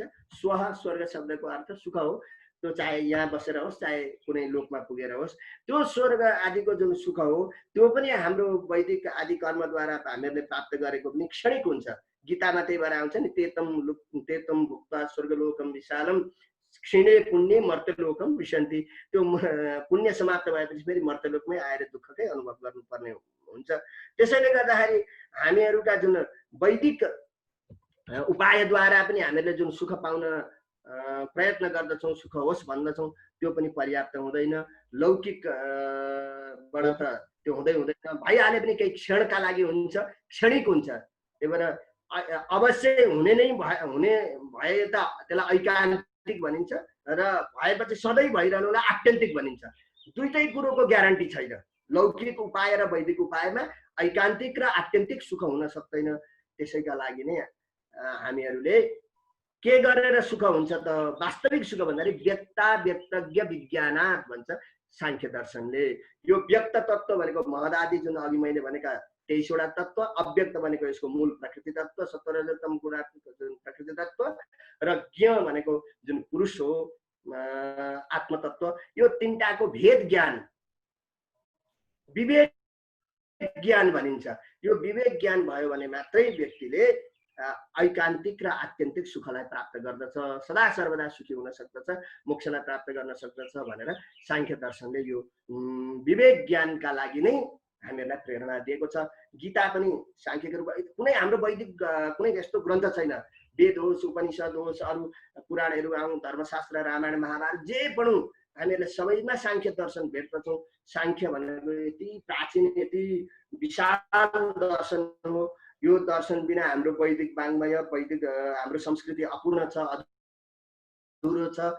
यसलाई अध्ययन गरेर मात्रै हामीहरूले वैदिक संस्कृतिलाई बुझ्न सक्दछौँ र यो अत्यन्त व्यावहारिक पनि छ। आफैबाट बुझ्न सकिन्छ। अघि मैले भनेका जुन 24-25 तत्त्व हामीभित्रै छ, हाम्रो शरीरमा 23 तत्त्व, 24 तत्त्व प्राकृतिक तत्त्व छन् भने अर्को आत्मा जुन चेतन 25औं तत्त्व पनि हुन्छ। अब यसको लागि अर्को विशेष पुरुषमा पनि पुरुषोत्तम ईश्वरलाई मान्ने शेश्वर साङ्ख्य अथवा कसैले त्यसलाई योग दर्शनमा ईश्वरको कुरा गरेको हुनाले त्यो चाहिँ शेश्वर साङ्ख्य भनेको योग दर्शन हो भन्दछन्। कसैले यसै साङ्ख्यभित्रै पनि अब भागवत आदिमा वर्णन गर्दाखेरि ईश्वरको चर्चा गरिएको हुनाले साङ्ख्य दर्शन शेश्वर साङ्ख्य पनि हो भनिन्छ। त्यो धेरै विवादमा पनि हामीहरूले गइरहनु पर्दैन। शेश्वर भए पनि निरीश्वर भए पनि जुन तत्त्व ज्ञान हुनुपर्दछ र त्यसबाट नै हामीहरूलाई आत्यन्तिक सुख मिल्दछ, त्यसबाट मोक्ष हुन्छ भन्ने कुरामा, साङ्ख्यको कुरामा हामी कोही पनि कसैले विमति राख्नु हुँदैन र विमति राखिँदैन पनि।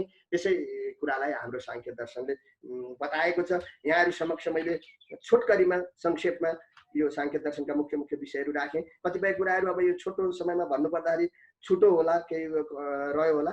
अब यहाँहरूले केही प्रश्न गर्नुहुन्छ केही समयसम्म र प्रश्नको जिज्ञासाको समाधान यथामति अब गरिनेछ। मैले आफ्नो मन्तव्यलाई अब एकछिन विश्राम गर्ने भए त यहाँहरूको प्रश्न सुन्नका लागि। जसले फेसबुकबाट यहाँ लाइभ हेरिराख्नु भएको छ उहाँहरू कात्मिक केही प्रश्न छन् भने म यहाँ पढेर यहाँहरूको उत्तर दिन सक्दछु र जुम मार्फत जसले प्रश्न राख्नुहुन्छ उहाँहरूको उत्तर दिउँला भन्दै मैले आफ्नो यो बाणीलाई विश्राम गरेँ। यहाँहरूले यति बेर यो श्रवण गरिदिनु भयो, यहाँहरूलाई धेरै धेरै धन्यवाद, हार्दिक धन्यवाद। धेरै धेरै धन्यवाद आजका व्याख्याता गुरुवर डाक्टर रघुनाथ नेपालजी प्रति। हामीलाई धेरै शब्दमा गएर उहाँले यद्यपि छोटोमा भने भन्दा पनि निकै विशेष ढङ्गले यसलाई जति 1 घण्टा 5 मिनटको उहाँको यो जुन व्याख्यान रहेको थियो 1 घण्टा भन्दा केही मिनट बढीको, यतिमा उहाँले धेरै चिजहरू हामीहरूलाई प्रकट गर्नुभयो र हामीहरूले सुन्यौँ। धेरै धेरै धन्यवाद। अब हामीहरू आजको कार्यक्रमको दोस्रो सत्र शुभारम्भ गर्नेछौँ, जिज्ञासा र समाधानको।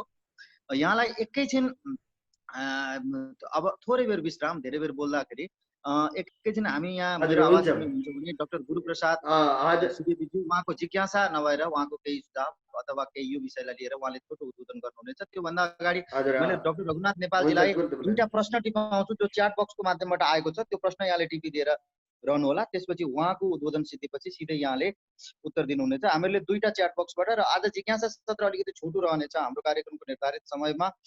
अब केही मिनट बाँकी भएको हुनाले हामीहरूले 10 मिनट 20 मिनट तन्काउँला अधिकतम।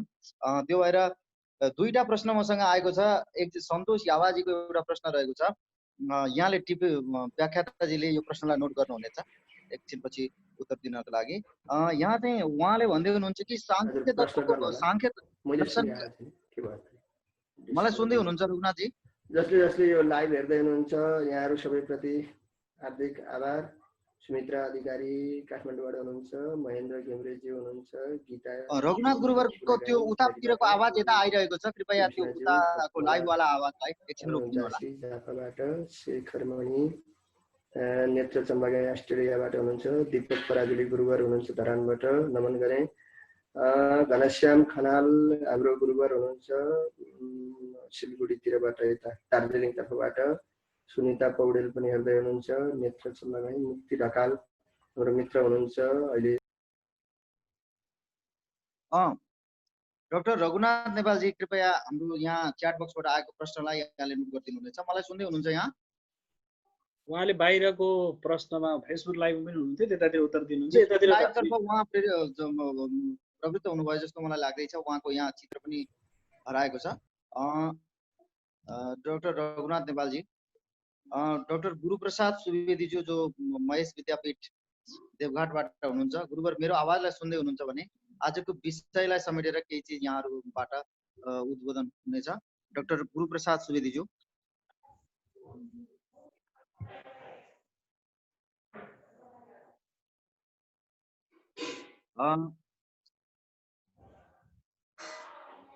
मैले यहाँ नमस्कार, यहाँको आजको शीर्षकलाई समेटेर सानो उद्बोधन हामीले यहाँ जोड्ने जमर्को गर्यौं। त्यसपछि हामी जिज्ञासाको सत्रलाई संक्षेपमा सञ्चालन गर्नेछौँ। अहिले एकछिन उहाँको विश्राम र हजुरको आजको शीर्षक केन्द्रित सानो उद्बोधनको लागि मैले यहाँलाई हार्दिक प्रार्थना गरेँ। आज संस्कृत दिवस पनि हो। यस दिनमा, यो महत्त्वपूर्ण दिनमा जहाँ आषाढस्य प्रथम दिवस भनेर हामी स्मरण गर्दछौँ, सांख्य दर्शन सम्बन्धी महत्त्वपूर्ण विचार आएको छ। आदरणीय विद्वान रघुनाथजी, जो हामीले अध्ययन कालदेखि नै उहाँलाई जानेका छौँ, उहाँको एउटा सूक्ष्म दृष्टि छ। उहाँले सांख्य दर्शनको राम्रो यति छोटो समयमा गागरमा सागर भरिदिनु भएको छ। यो ज्यादै महत्त्वपूर्ण छ। यस विषयमा उहाँप्रति धेरै धेरै हार्दिक धन्यवाद र सम्पूर्ण श्रोताहरूको तर्फबाट उहाँलाई साधुवाद दिनुपर्दछ। यस विषयमा मलाई श्रोताहरूको मनमा स्वाभाविक रूपमा एउटा जिज्ञासा आउन सक्छ। पौरस्त्य दर्शन, कसैले पूर्वीय दर्शन पनि भन्छन्, पौरस्त्य दर्शनको रूपमा 6वटा आस्तिक दर्शन र 6वटा नास्तिक दर्शनको चर्चा भयो। नास्तिक दर्शन, यसको मतलब हामीले नमान्ने, टाढा अरू केही पनि होइन। नास्तिक भनेर सीमा पारी गरेको पनि होइन रहेछ। नास्तिक अर्थात् जसले वेदलाई अगाडि प्रमाणको रूपमा बढी उभ्याएनन्, जसले वेदलाई बढी आग्रहपूर्वक उभ्याए, उनीहरू आस्तिक भए। अहिले प्रसङ्ग उठाउन खोजिएको र एउटा जिज्ञासाको विषय कस्तो रह्यो भने, आस्तिक दर्शन अन्तर्गत नै पनि 6वटा दर्शनहरू भए, जो लगभग फरक सिद्धान्त रहेछ भन्ने कुरा उहाँले पनि चर्चा गर्नुभयो। कसैले चाहिँ नि आरम्भवाद, परिणामवाद, अनि के विवर्तवाद, सङ्घातवाद लगायतका विभिन्न वाद, अनि त्यसपछि फेरि यो सृष्टिको क्रममा पनि विभिन्न सिद्धान्त, विभिन्न वादहरू आए। यी अलग अलग सिद्धान्त, जस्तै कसैले 3 प्रमाण मान्ने, कसैले 4 प्रमाण मान्ने, वेदान्तले 6 प्रमाण मान्ने, तत्त्व विचारको क्रममा कसैले चाहिँ 25 तत्त्व मान्ने, कसैले 26 मान्ने, अनि कसैले पदार्थ 16 मान्ने, कसैले 7 मान्ने। यो विचित्रता छ। यसलाई उहाँले के भन्नुभयो भने, आग्रहपूर्वक हेर्ने होइन, हामी सबैले चाहिँ त्यो पढ्दा त्यसबाट ग्राही बनेर पढ्ने हो, तन्मय तदाकार बनेर पढ्ने हो भन्ने कुरा पनि भयो। तर सामान्य श्रोताहरूलाई अथवा पाठकहरूलाई, जिज्ञासुहरूलाई अब मूल सिद्धान्त के हो त, मैले के विचार गर्नुपर्दछ त, मेरो लागि कुन हो त भन्ने कुराको सन्देह हुन पनि सक्छ। गीतामा 2रो अध्यायमा ज्ञान ठुलो कि कर्म ठुलो भन्ने सम्बन्धमा घरि कर्म नै ठुलो भनेर कृष्ण भगवानले भन्नुभयो, घरि ज्ञान ठुलो भन्ने कुरा आयो। अनि सन्देह भयो भनेर 3रो अध्यायको उपक्रम भएको छ। त्यसपछि भगवान कृष्णले चाहिँ नि उत्तर दिँदा, तिम्रो लागि चाहिँ अहिले तिमी कर्मको लागि अधिकारी छौ, त्यसकारणले तिम्रो लागि अहिले कर्मण्येवा अधिकार अस्ति भनेर तोकिदिनु भयो। त्यसैले हाम्रो लागि के त भनेर एउटा जिज्ञासा हुन सक्छ। यो चाहिँ एउटा गम्भीर र अलि लामो विस्तृत विषय भएको हुनाले, यद्यपि रघुनाथजीले नै यसलाई अझ मसिनो र विस्तृत रूपमा प्रस्तुत गरिदिनु होला। यसको समाधानको लागि चाहिँ अधिकार, अवस्था, स्तर र एउटा साधनाको पनि एउटा क्रम, सोपान, सिँढी हुन्छ। कुन सिँढीमा रहँदा अथवा कुन प्रयोजन सिद्ध गर्नका लागि कुन दर्शनको कतिपय उपयोग गर्ने भनेर एउटा समन्वयको लागि स्थान निर्धारण हुन्छ। अन्तिम निष्कर्ष चाहिँ सबैको एउटै हो भनेर समन्वयात्मक दृष्टि पनि हामीले राख्न सकिन्छ र राख्नु पर्दछ भन्ने मलाई लाग्दछ। यो विषयमा गम्भीरतापूर्वक उहाँले प्रकाश पारिदिनु भएको हुनाले हार्दिक धन्यवाद ज्ञापन गर्दछु र सम्पूर्ण श्रोताहरूलाई, दर्शकहरूलाई चाहिँ म हार्दिक आभार प्रकट गर्दछु। तर एउटा कुरा सायद छुटेको हुन सक्छ, हामी नेपाली हौँ, नेपालमा हामीलाई गौरव छ। नेपाल व्यास र वाल्मीकिको भूमि भए जस्तै यो कपिलको पनि भूमि हो। यहाँ कपिल वस्तु हाम्रै देशमा पर्छ। यही भूमिमा जन्मिएर यही भूमिमा विचार विमर्श गरेर अनि यो के भन्छ समुद्रको किनार गङ्गा सागर भनिन्छ, त्यहाँ पछि साधनाको लागि गएको भन्ने लाग्छ। त्यसकारणले देवहूति र कपिलको संवाद भएको भूमि यदि कपिल वस्तु हो भने त्यो सांख्य दर्शनको आविष्कारको जिम्मेवारी र गौरव हामी नेपालीहरूले ग्रहण गर्न सक्नु पर्दछ, सिक्नु पर्दछ र गौरवबोध गर्नु पर्दछ भन्ने विषय समेत यहाँहरूलाई हार्दिक धन्यवाद। नमस्कार। हजुर गोविन्दजी, धेरै धेरै धेरै धेरै धन्यवाद पूज्य गुरुवर डाक्टर गुरुप्रसाद सुवेदीजी प्रति। उहाँ हाम्रो कार्यक्रममा सरिक रहनुभयो। हामी चाहन्छौँ उहाँको पनि एउटा व्याख्यान हाम्रो वैदिक समूहले अबको छिट्टै नै करिब आउँदो हप्ता राख्ने सोचाइ राखेका छौँ। यद्यपि मैले औपचारिक रूपमा उहाँलाई भनेको छैन। आज बिहान हाम्रो समूहमा हामी 8 जना जो छौँ हाम्रो छलफल हुँदाखेरि गुरुवरको पनि राख्ने कुरा हामीले गरेका थियौँ। हामीलाई आशा छ उहाँबाट समय प्राप्त गर्नेछौँ। डाक्टर रघुनाथ नेपालजी, मलाई सुन्दै हुनुहुन्छ यहाँले?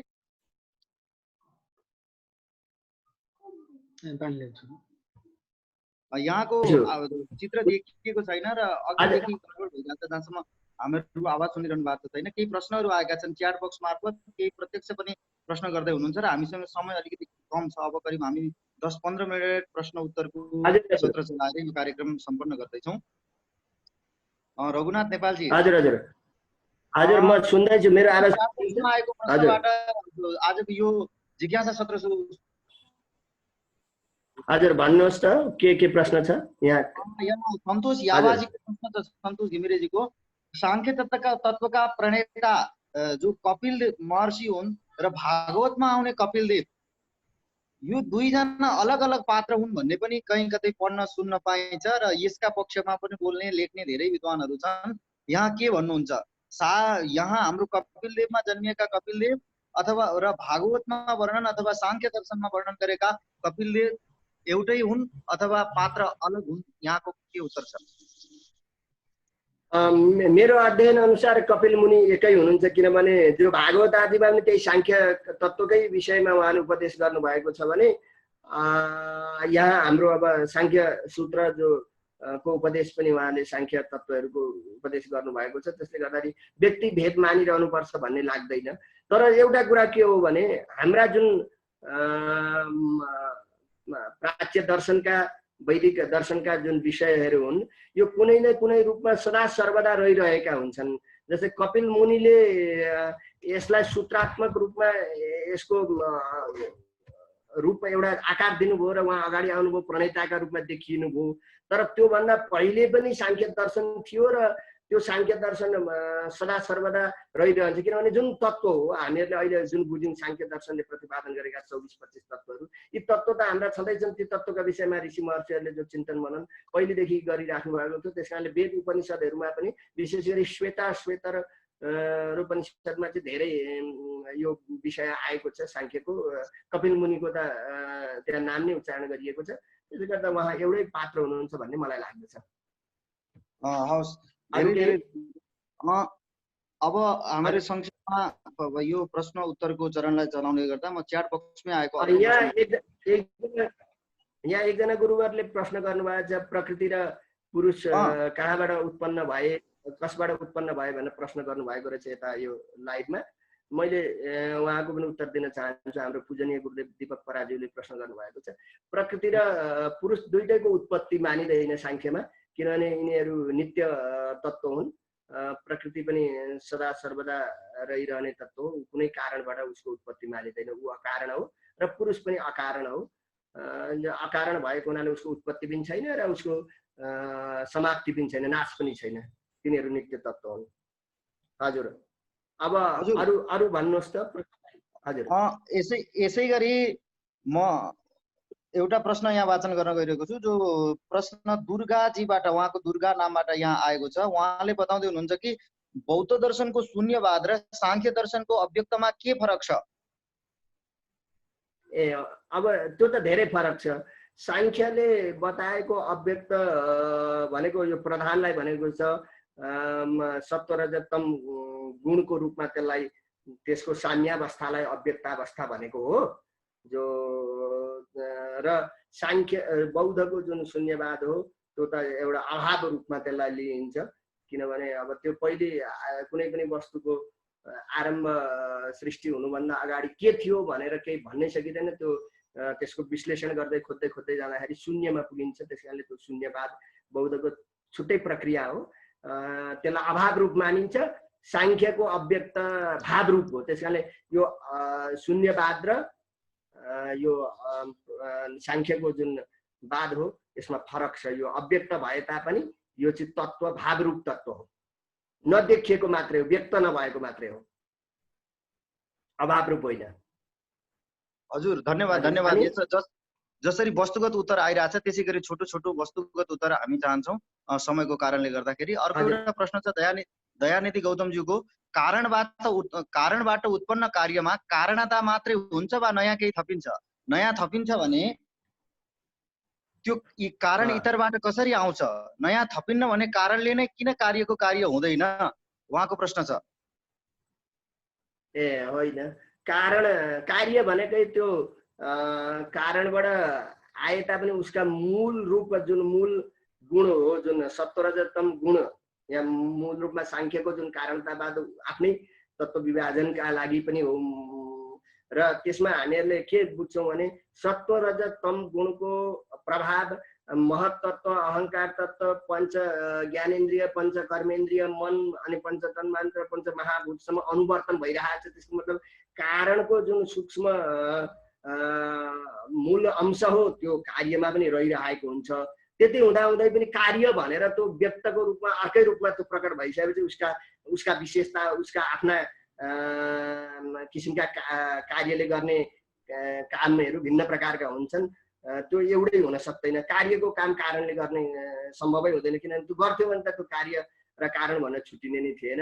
त्यसैले त्यो नयाँ त हो, नयाँ भए तापनि मूल अंश चाहिँ जस्तै एउटा सुवर्णबाट जब हामीहरूले गहना बनायौँ भने त्यो गहना अलग हो कि एउटै हो भन्दाखेरि सुवर्णत्वे नै त्यो एउटै हो, तर गहनाको रूपमा अलग हो। किनभने सुवर्ण नै हामीहरूले सुनको डल्लो नै यसरी झुन्डाएर अलङ्कार बनाउन, आभूषण बनाउन त सक्दैनौँ। त्यसले गर्दा त्यो नयाँ बनेको पनि हो आभूषणको रूपमा गहना, तर मूलतः त्यो आभूषण बने तापनि त्यसमा जुन तत्त्व हो त्यो सुवर्णत्व त्यो त्यही नै रहिरहेको छ। यही नै उहाँको प्रश्नको उत्तर हो। हजुर धन्यवाद। यसै गरी च्याट बक्सबाट एउटा प्रश्न म लिन चाहन्छु। शिवराम चालिसेज्यूको प्रश्न रहेको छ, साङ्ख्य दर्शनमा आत्मा र ईश्वरको समष्टि रूप पुरुषलाई मान्दा हुन्छ कि फरक फरक हुन् वा हुँदै होइनन्? उहाँको प्रश्न छ। यहाँ साङ्ख्य दर्शनमा मैले पनि अघि कुरो उठाएको थिएँ। आत्मा जुन चेतन चैतन्य को जुन कुरो गरिएको छ त्यसमा ईश्वर शब्द नराखे तापनि कहीँ राखिएको भेटिन्छ कुनै साङ्ख्यको कतिपय ग्रन्थहरूमा, जस्तै महाभारत, भागवत आदिमा भने यो साङ्ख्यकारिका आदिमा भेटिँदैन। तर हामीहरूले बुझ्दा के बुझ्न सकिन्छ भने पुरुष भन्ने जुन चेतन तत्त्व हो त्यो त्यसको दुईटा अवस्था हुन्छ। एउटा सामान्य जुन पुरुष बहुत जुन जीवरूप हामी भोक्ताको रूपमा रहेको एउटा पुरुष भयो भने त्यो पुरुष विशेषलाई ईश्वर भनिन्छ, त्यो पुरुषोत्तम भनिन्छ। त्यो योग दर्शनमा त्यसको चर्चा गरेको छ, अर्थात् शेश्वर साङ्ख्य दर्शनमा चर्चा गरेको छ। त्यसलाई त्यसको समष्टि रूप मान्न सकिन्छ। जसले विभाजन गरे त्यसको अलग अलग विशेषतालाई हेरेर पुरुषमा पनि एउटा पुरुषोत्तम, पुरुष विशेष र सामान्य पुरुष भनेर दुई विभाजन गरे। जुन साङ्ख्यहरूले 26 विभाजन गरेका छन् 26 तत्त्वहरूको, जसले त्यो विभाजन नगरेर 25 तत्त्व मात्रै साङ्ख्यको मानेका छन्, उनीहरूले त्यो चेतनत्वेन चैतन्य धर्मका दृष्टिले हेर्दाखेरि ईश्वर तत्त्व पनि त्यही हो, जीव तत्त्व पनि त्यही हो। त्यो दुइटै आत्मामा चाहिँ समान चैतन्य रहेको हुनाले त्यसलाई एक रूपमै माने भन्न सकिन्छ। हजुर धेरै धेरै धन्यवाद। यहाँको चित्र प्रकट भएको थिएन, हजुरको भिडियोमा हजुर प्रकट हुनुभएको देखिया थिएन यहाँ मैले। कृपया त्यसमा आइदिनु होला, अझ प्रभावकारी हुन्छ त्यो। यसै गरी अब केही व्यक्तिहरू जो सोझै प्रश्न राख्न चाहनुहुन्छ, रेज ह्यान्ड भन्ने विकल्प रहन्छ त्यहाँ। यहाँ एक दुईटा प्रश्न मैले देख्दैछु, उहाँले गर्नुहुनेछ। दुर्गा पाठकजी, अघि मैले एकजना दुर्गा मात्रै नाम भएको जो महानुभाव हुनुहुन्थ्यो सहभागी, उहाँको प्रश्न राखेँ। दुर्गा पाठकज्यूले हात उठाउनु भएको हो, यहाँ हामीलाई त्यस्तो चिन्ह आएको छ। रेज योर ह्यान्ड भन्ने अप्सन क्लिक गरेर यहाँहरूले चाहिँ प्रश्न आफै सोझै प्रश्न राख्न सक्नुहुनेछ। यहाँ भाइ गुरुदेव यहाँ मेसेजमा पनि अरू प्रश्नहरू देखेँ मैले आफैले पनि। कपिल देव यहाँले आफै देखेका प्रश्नहरूलाई पनि उत्तर दिन सक्नुहुन्छ। अब हामी यो सत्रलाई करिबन बढीमा 10 मिनेट 12 मिनेट चलाउनेछौँ। ल म यहाँ हेर्दैछु, ज्योतिष माधव सापकोटा चितवनबाट उहाँले सोध्नु भएको छ कपिल देव र कपिल मुनिमा के फरक छ गुरु भनेर सोध्नु भएको छ। कपिल देव भनेर पनि उहाँ देव हुनुहुन्छ, साक्षात् भगवानको अंश अवतारको रूपमा मानिनुहुन्छ। भागवतमा त 24 अवतारमा कपिललाई भगवानको रूप मानिएको छ। त्यसले गर्दाखेरि उहाँ एकै हुनुहुन्छ। कपिल मुनि एउटा ऋषिको रूपमा, तत्त्वज्ञानको उपदेष्टाको रूपमा उहाँ कपिल मुनि हुनुहुन्छ, उहाँ एकै व्यक्ति हुनुहुन्छ। अर्को राघव उपाध्यायजीले सोध्नु भएको छ साङ्ख्य दर्शन अनुसार हुने मोक्षको नाम के हो वा साङ्ख्य जानेर कुन मुक्ति मिल्छ भन्नुभएको छ। होइन, यो मोक्ष भनेको यो आत्मा चाहिँ जुन प्रकृतिबाट वियुक्त भएको कैवल्य अवस्थालाई प्राप्त गरेको मुक्ति यसलाई कैवल्य मुक्ति भनिन्छ उहाँले नामै सोध्नु भएको भने र त्यो सांख्य जानेर त्यही हो विवेक ज्ञान भइसकेपछि प्रकृतिबाट वियुक्त भएको आत्मा केवल भएर बस्दछ कैवल्य मुक्ति उसले प्राप्त गर्दछ। यही नै उहाँको प्रश्नको उत्तर छ राघव उपाध्यायजीको। अब अरू कसैको प्रश्न यहाँ छ भने भनिदिनु, यहाँ मैले देखिनँ मेसेजमा। त्यो मुक्तिको कुरा यहाँ रघुनाथजी मुक्तिको कुरा यहाँले जुन उठाउनु भयो मुक्तिमै अमेरिकाबाट रामकृष्ण साई सोध्दै हुनुहुन्थ्यो अघि मैले बिर्सेँ। उहाँले चाहिँ मुक्तिको पनि नौरङ्गी रूप हुन्छ र मुक्ति पनि एउटाले एउटै अर्कोले अर्को फरक फरक स्वरूप हुन्छ र मुक्ति भइसक्दाखेरि पनि विभेद रहन्छ र भन्ने उहाँको प्रश्न छ। अत्यन्त राम्रो प्रश्न उठाइदिनु भयो। वस्तुतः अब मुक्ति जसले अनुभव गर्दछ त्यो त्यसले आएर त यो हो मुक्ति भनेर भन्दैन। हामी बन्धनमा बसेका मान्छेहरूले त हाम्रा शास्त्रमा हाम्रा ऋषि महर्षिहरूले जे बताउनु भएको छ त्यसैका आधारमा भन्ने हो। अब त्यसको स्वरूपको विभिन्न प्रक्रियाले भिन्नताको उ गरेको छ, किनभने त्यो उपासकले जस्तो चाहना राखेको हुन्छ त्यो अनुसार ईश्वरले भनौँ अथवा त्यो उपासकले त्यो मुक्ति प्राप्त गर्दछ। अब सालोक्य, सारूप्य, सायुज्य, शास्त्री, कैवल्य आदि जुन कुराहरू भागवत आदिमा अरू शास्त्रमा मुक्तिको कुरा आउँछ त्यो उपासकको उपासना अनुसार भिन्नता आएको मात्रै हो।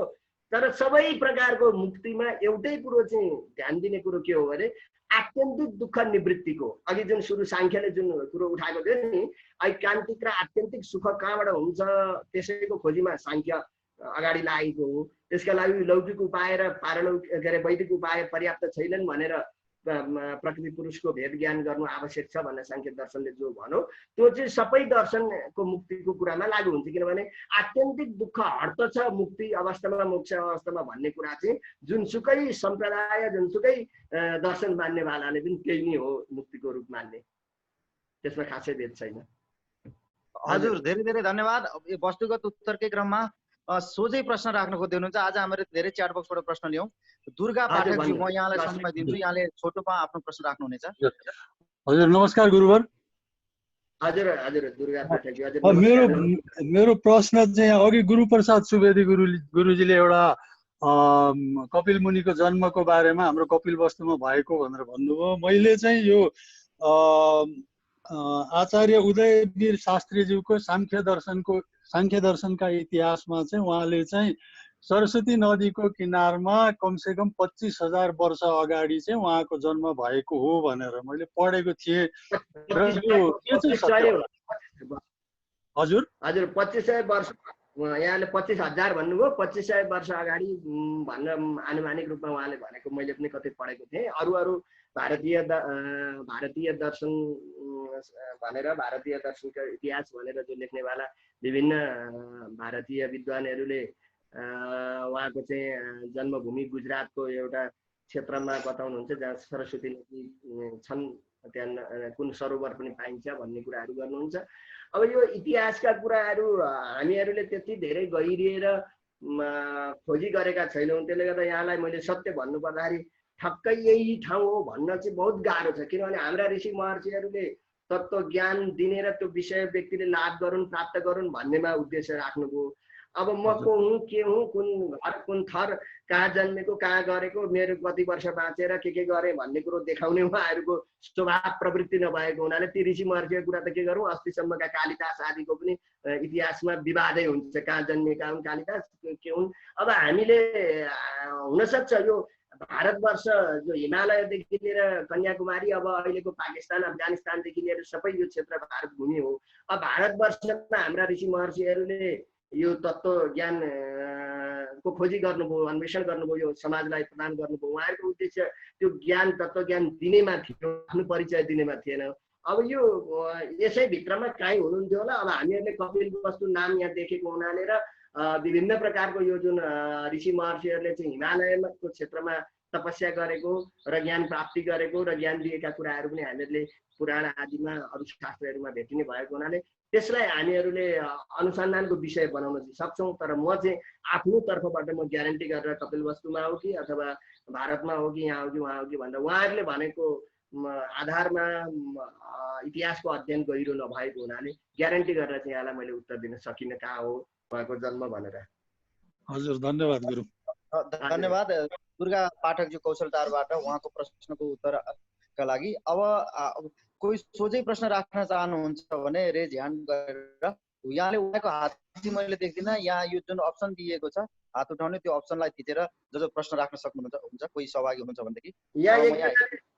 एकछिन गुरुवर, यहाँ एकजनाले यता मेरो लाइभमा आत्यन्तिक र ऐकान्तिकको परिभाषा भनिदिनु पर्यो एकपटक भन्नुभएको छ। आत्यन्तिक भनेको एकपटक दुःख हटिसकेपछि फेरि फर्केर नआउने, सधैँ नित्य रूपमा त्यो सुख भइरहनु, दुःख सधैँका लागि हटिरहनुलाई त्यो आत्यन्तिक भनिन्छ।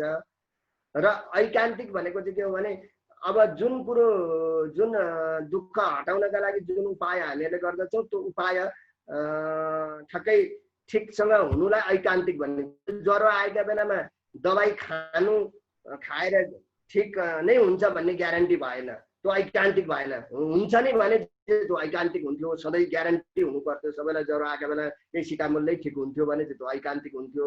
अनि आत्यन्तिक चाहिँ कसरी हुन्थ्यो भने त्यो एकपटक सिटामोल खाइसकेपछि फेरि कहिल्यै पनि त्यो ज्वरो नआउनु भनेको चाहिँ आत्यन्तिक हुन्थ्यो। तर संसारका जति पनि दुःख निवृत्तिका साधनहरू छन् तिनीहरू आत्यन्तिक पनि हुन सक्दैनन् र ऐकान्तिक पनि हुन सक्दैनन् भन्ने यहाँको प्रश्नको उत्तर हो है। ल भन्नुहोस्, यहाँ अरू प्रश्न पनि यता छ। त्यहाँ प्रत्यक्ष कसैले हात उठाउनु भएको छ? केही शब्दहरू केही वाक्यहरू आएका छन्, उहाँले त्यसलाई सबैलाई संक्षेपित गरेर सोझै आफै राख्नुभयो भनेदेखि सजिलो होला। मैले उहाँका केही वाक्यहरू यहाँ पढ्दै थिएँ, यसलाई समराइज गर्न मैले भन्दा यहाँले सोझै प्रश्न राखिदिनु हुनेछ। कृपया दयानिधि गौतमज्यू। धन्यवाद गोविन्द गुरु। मैले यो विशेष परिस्थितिले गर्दाखेरि भिडियो चाहिँ सेयर गर्न सकेन, माफी चाहन्छु। यो कपिलवस्तु राज्यको उत्पत्ति र कपिल मुनिको प्रसङ्ग गुरुबार डाक्टर गुरुप्रसाद सुवेदी गुरुले उठान गर्नुभएको थियो।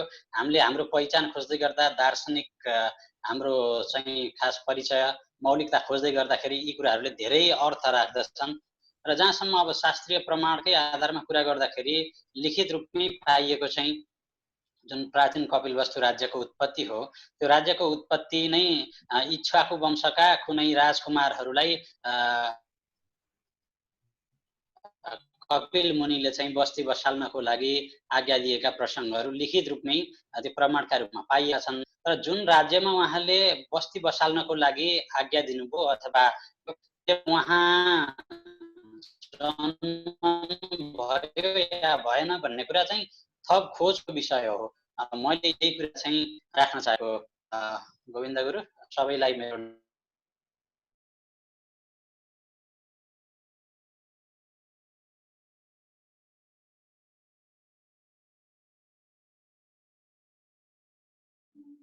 सायद गोविन्दजीको आवाज सुनिराखिया छैन। अब हामी अन्तिमतिर छौँ। अब समापनमा हामी विशेष गरेर गीताको 15 अध्याय पाठ गरेर हामी समापन गर्छौँ। सबैलाई नम्र निवेदन छ, यो अन्तिमतिर अब प्रश्न उत्तरको क्रम पनि थाक्नु पनि होला। हाम्रो डाक्टर रघुनाथ नेपाल गुरुजी पनि 1.5 घण्टा जति भइसकेको छ। हामी अन्तिममा गीताको 15 अध्याय पाठ गरेर हामी फेरि यो समापनतिर लानेछौँ र केही प्रश्न उत्तरलाई हामी यो मलाई एउटा कपिल मुनिको सन्दर्भमा एउटा अलिकति केही विषय राख्ने इच्छा भयो। कारण के थियो भने कपिल वस्तु कपिल राज्यको स्थापना कौल परम्परा, कौल भने आगोमा पूजा गर्ने, अग्निको पूजा गर्ने, कौल परम्पराको, कौल क्षेत्र भनेर यो नेपाल देशलाई भनिन्छ। कौल भने आगोमा आगो पूजा गर्ने, अग्नि सबै वेदका ऋचामा सारा सबै ठाउँ अग्निकै नै चर्चा छ। तसर्थ अग्निसँग सम्बन्धित भएको हुनाले एउटा सन्दर्भ यहाँ जोडिन्छ। दोस्रो सन्दर्भ के जोडिन्छ भने कपिल वस्तु नि त्यो जुन भौगोलिक बनावटको कुरा, वनस्पतिहरूको बनावट र सखुवाको वन भनेर भनिन्छ। सबभन्दा धेरै त्यता सखुवा हुन्थ्यो। शाक्यहरूको जुन उदय भयो त्यो सखुवाको वनमै शाक्यहरू बसे भनेर पनि भनिन्छ। यसलाई हामीले चाहिँ खोजको विषय भनौँ। हामी अब आउने फेरि अर्को सेसनमा यो चाहिँ वास्तवमा कपिल वस्तु जुन हो, कपिल वस्तु नि कपिल मुनिको साधना स्थल हो कि भनेर हामी पुष्टि गर्ने के आधारहरू खोजेर फेरि हामी अर्कोपल्ट विमर्श गरौँला।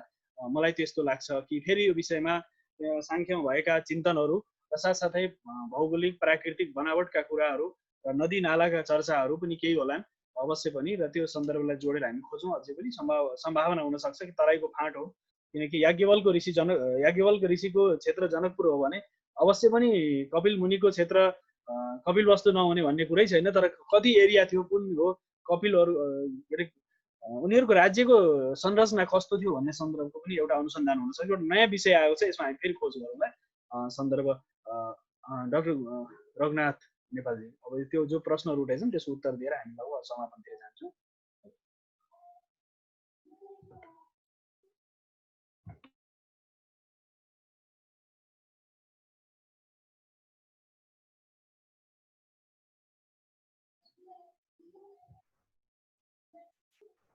रघुनाथ गुरु सुन्दै हुनुहुन्छ?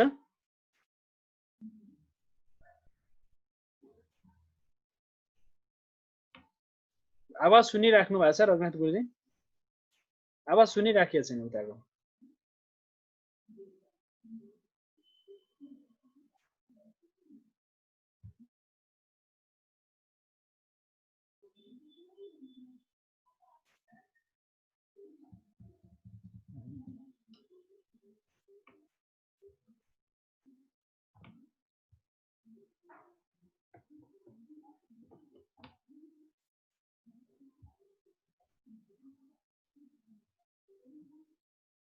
आवाज सुनिराखिएको छैन।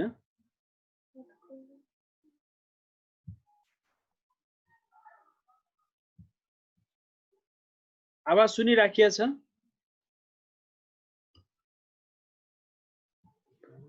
समस्या हो।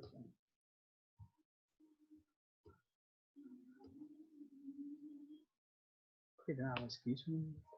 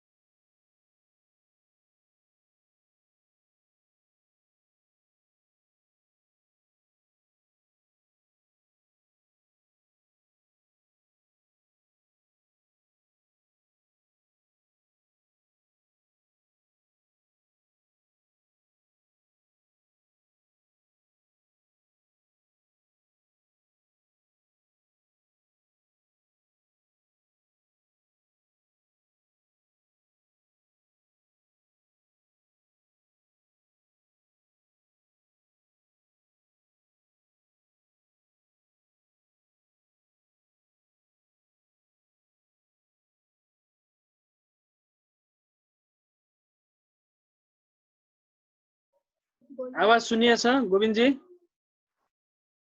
आवाज सुनिएको छैन। आवाज सुनिएको छैन। यहाँ आवाज सुनिएको छ? केही सुनिएको छैन। उताको आवाज यता सुनिएको छैन। केही समस्या भयो जस्तो छ।